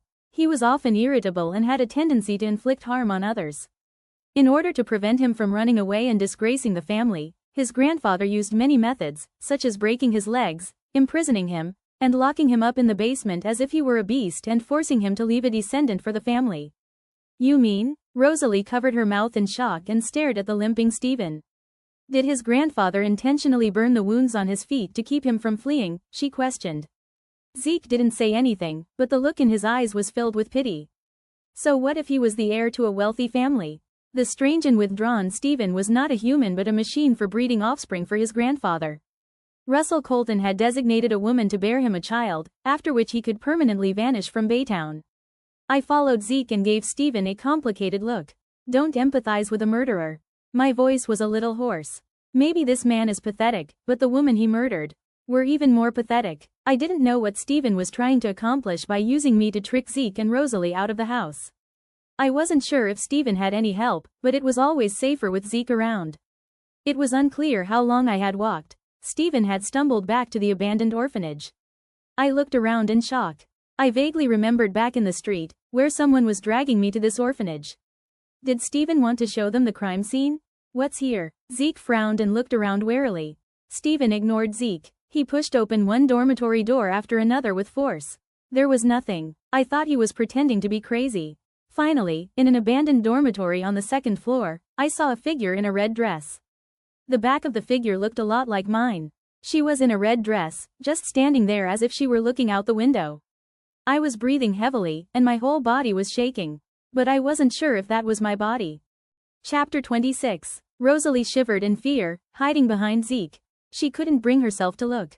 Stephen was the first to enter the room. He was limping along slowly. I couldn't tell if it was just my imagination, but he seemed to be trembling. But I wasn't sure if this trembling was out of fear or excitement. Madeline, his voice was hoarse and unpleasant. The destruction of his sound cord rendered his voice harsh to listen to.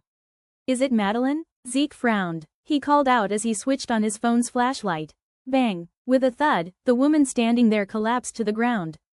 Zeke's expression darkened as he quickly grabbed a stick from the ground. He scanned the surroundings vigilantly and found that the woman was a corpse. That *arg. Despite her resilience as a medical student, Rosalie had never seen such a sight. She screamed in fear, covered her eyes, and crouched down. It took her a while to finally lower her hands.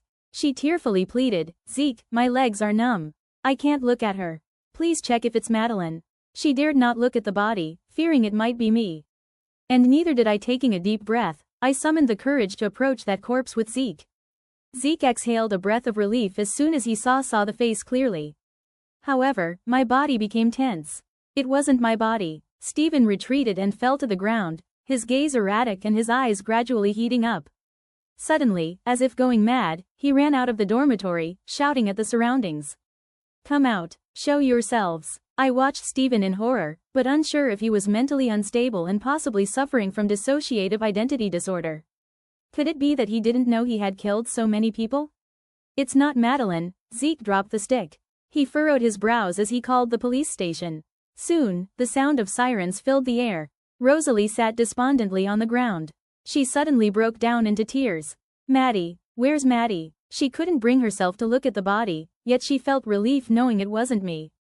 Zeke went outside to look for Stephen as the police and coroner arrived at the scene, but he was not there. I stopped struggling and slumped onto the ground. And I wondered when this killing spree would come to an end. The victim appears to be around 23 years old. Her skin remained elastic, suggesting she died around 10 minutes ago. She was calm before death, possibly under the influence of drugs. The coroner briefly analyzed the scene and added, the victim had no car piercings. They forcibly inserted the earrings while she was still alive. They removed and reattached her nails, which were probably not her own.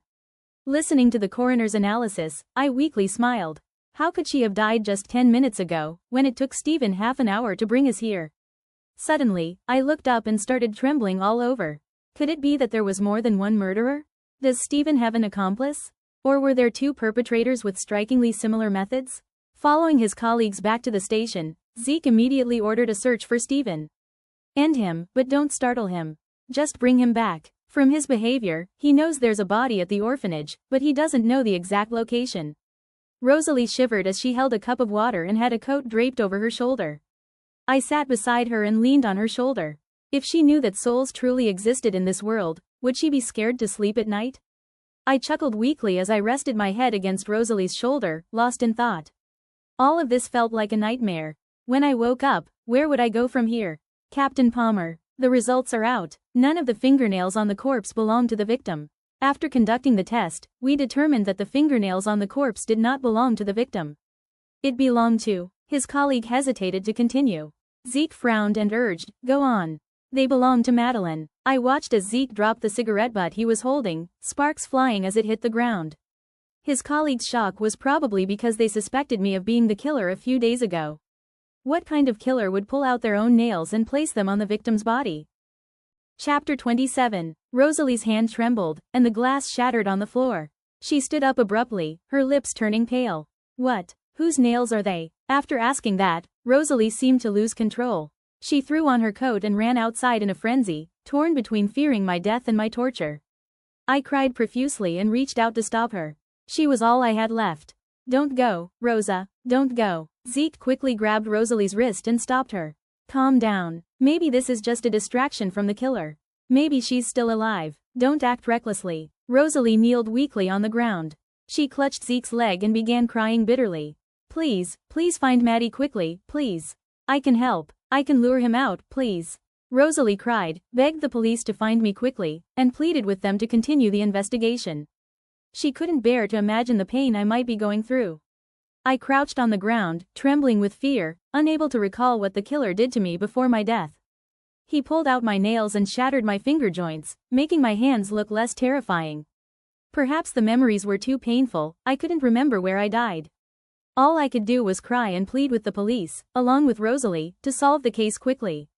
Around 1 in the morning, Marcus arrived, looking quite distressed. Presumably, Zeke had informed him. We've found another victim, Zeke indifferently said. Her nails belong to Madeline. Marcus frowned and asked, so, the body isn't? Zeke looked at Marcus and probed, do you think Madeline is the kind of person who would pull out her own nails and place them on a corpse? Zeke wasn't sure what Marcus thought of me. I was equally curious. Had I become so crazy in Marcus's eyes? He clenched his fists tightly and said in a low voice, she's a lunatic. I looked at Marcus in shock. Even at this point, with my nails forcibly pulled out, he still didn't believe I was dead. Marcus, are you even human? I shouted at Marcus and rushed over to grab his collar. You be *****. I cried and slapped him, something I wouldn't have dared to do before. But even if I slapped him, it was useless. It didn't hurt him at all. To marry me and eliminate threats, she could push Bella down the stairs and attempt to kill her to silence her. Madeline was capable of contaminating my drink and putting rat poison into Bella's cake. What else is she incapable of?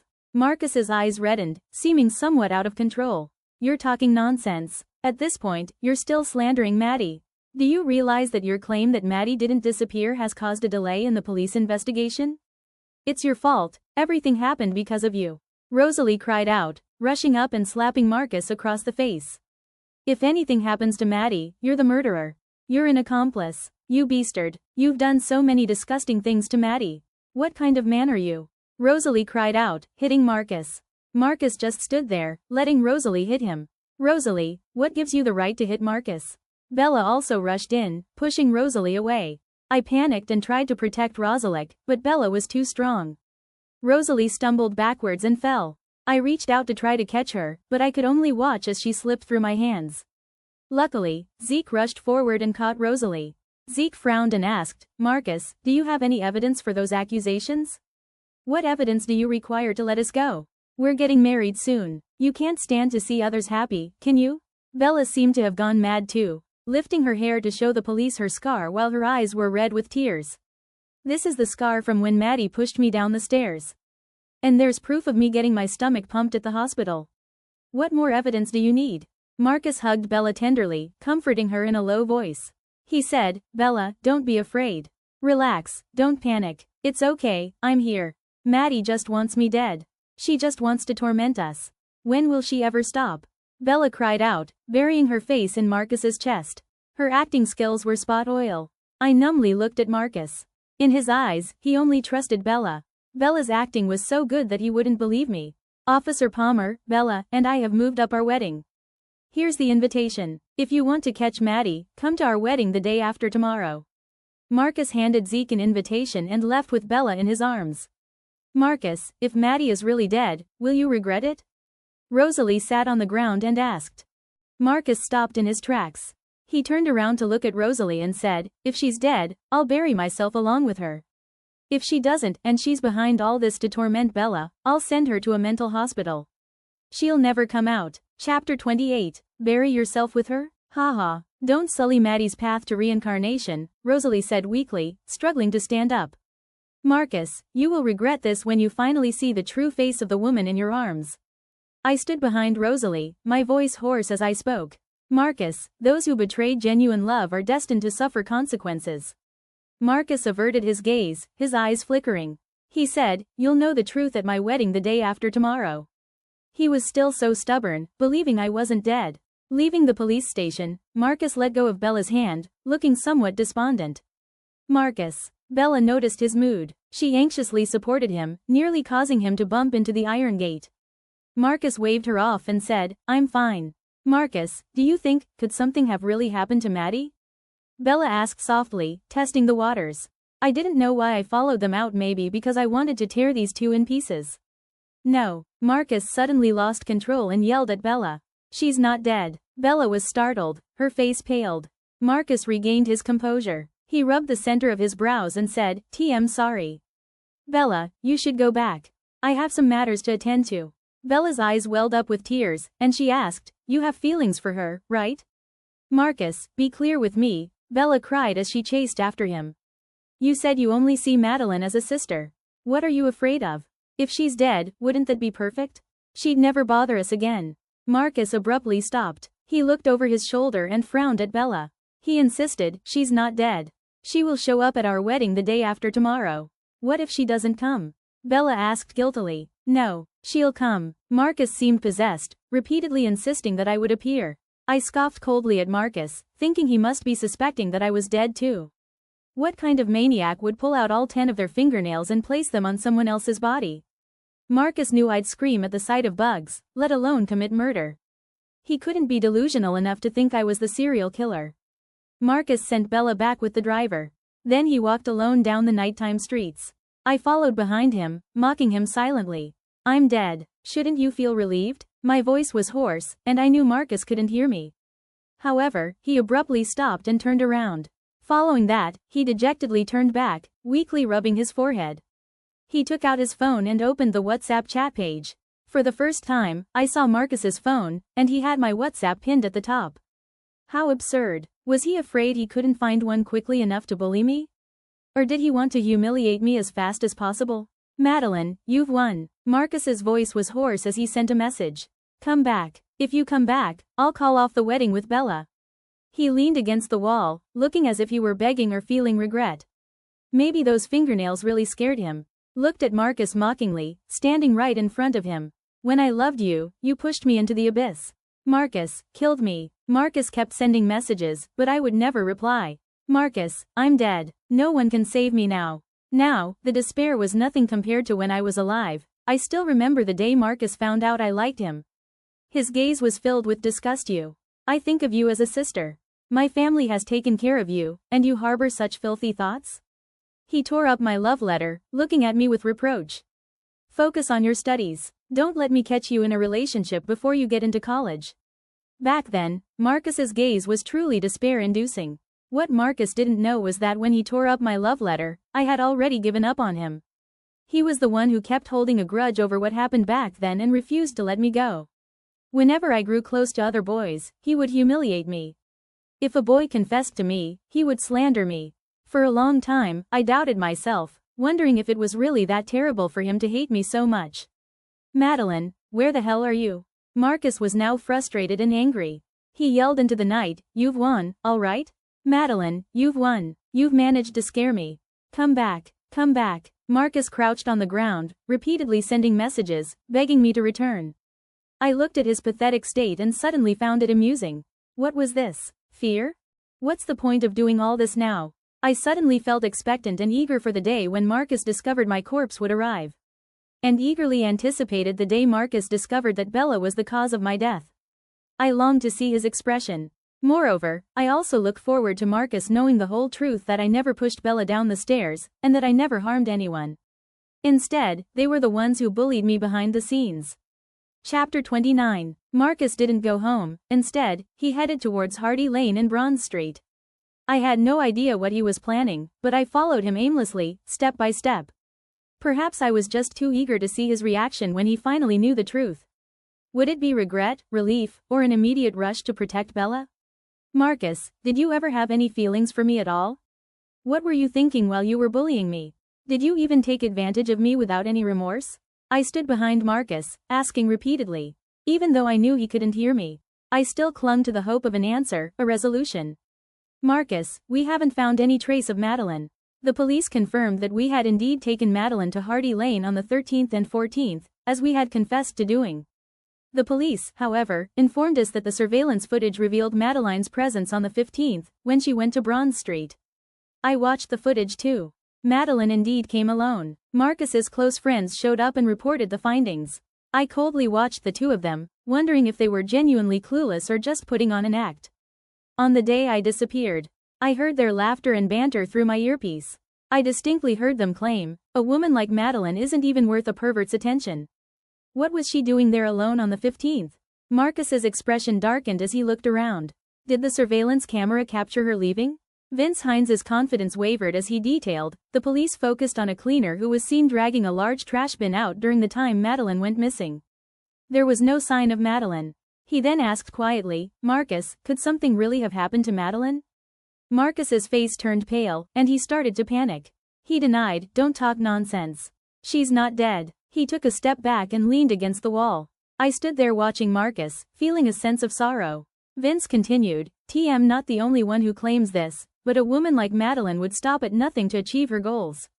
She had it coming. That woman was capable of pushing Bella down the stairs and poisoning her. The world is better off without someone like her." Marcus's friends had always disliked me. I knew this well. They all adored Bella. The truth was, Bella might have convinced them to trust her. Marcus' deliberate indulgence, on the other hand, was the root of their disrespect, mockery, bullying, and even abuse towards me. Because Marcus despised me, they naturally despised me, too. Marcus frowned. He looked at his friend with a dark, frightening gaze. I remembered Vince well. He had tried to violate me in the Flynn's back garden, but I managed to fend him off and hit his head. After that, I fled in panic. Later, Vince threatened me not to speak about what happened. He said no one would believe me, even if I did.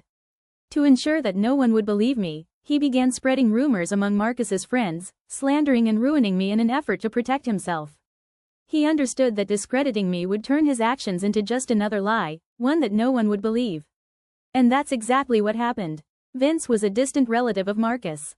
He had been around since I first moved in with the Flynns at the age of 18. His mother was dissatisfied, and she said so to Bernice at the time. "If you're interested in adopting a child, Vince would be an excellent choice. If you want a daughter, I have one, too. Why take in an outsider's child and not care for your own?" At that time, I cowered behind Marcus, having just lost my parents, with no one I could trust. I was terrified. "Don't be afraid, ignore them.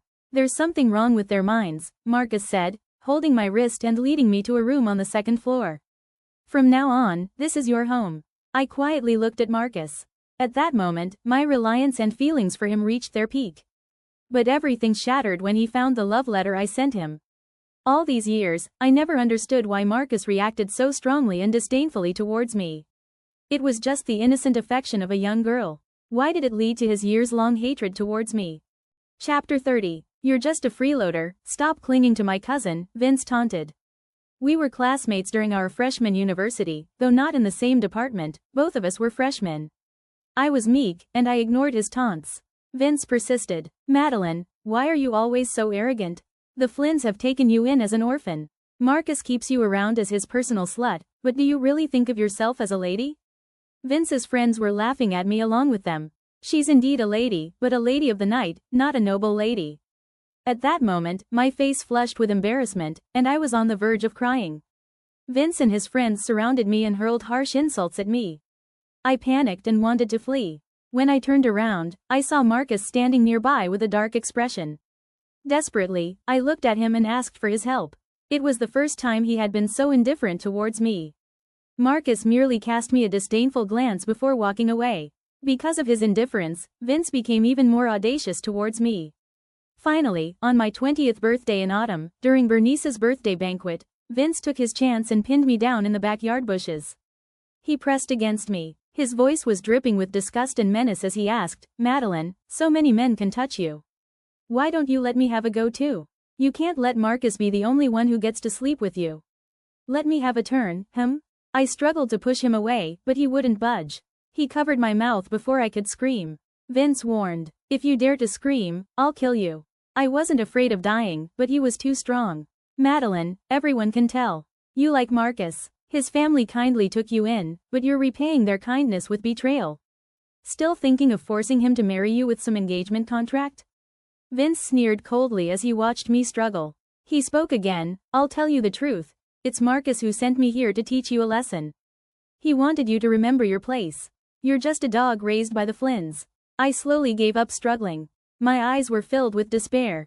Thinking I had surrendered, he slowly loosened his grip on me and began to eagerly tear at my clothes. Seizing the opportunity, I grabbed a stone from the ground and smashed it against his head. Vince winced in pain as he looked at me while I fled in a panic. That day, I curled up in the backyard and hid for a long time until nightfall. The autumn rain soaked me through. It was at that moment that I resolved to escape from the Flynns. I needed to flee. It was a must for me to leave. Otherwise, I would end up dead at this house. And probably dead by Marcus's hand.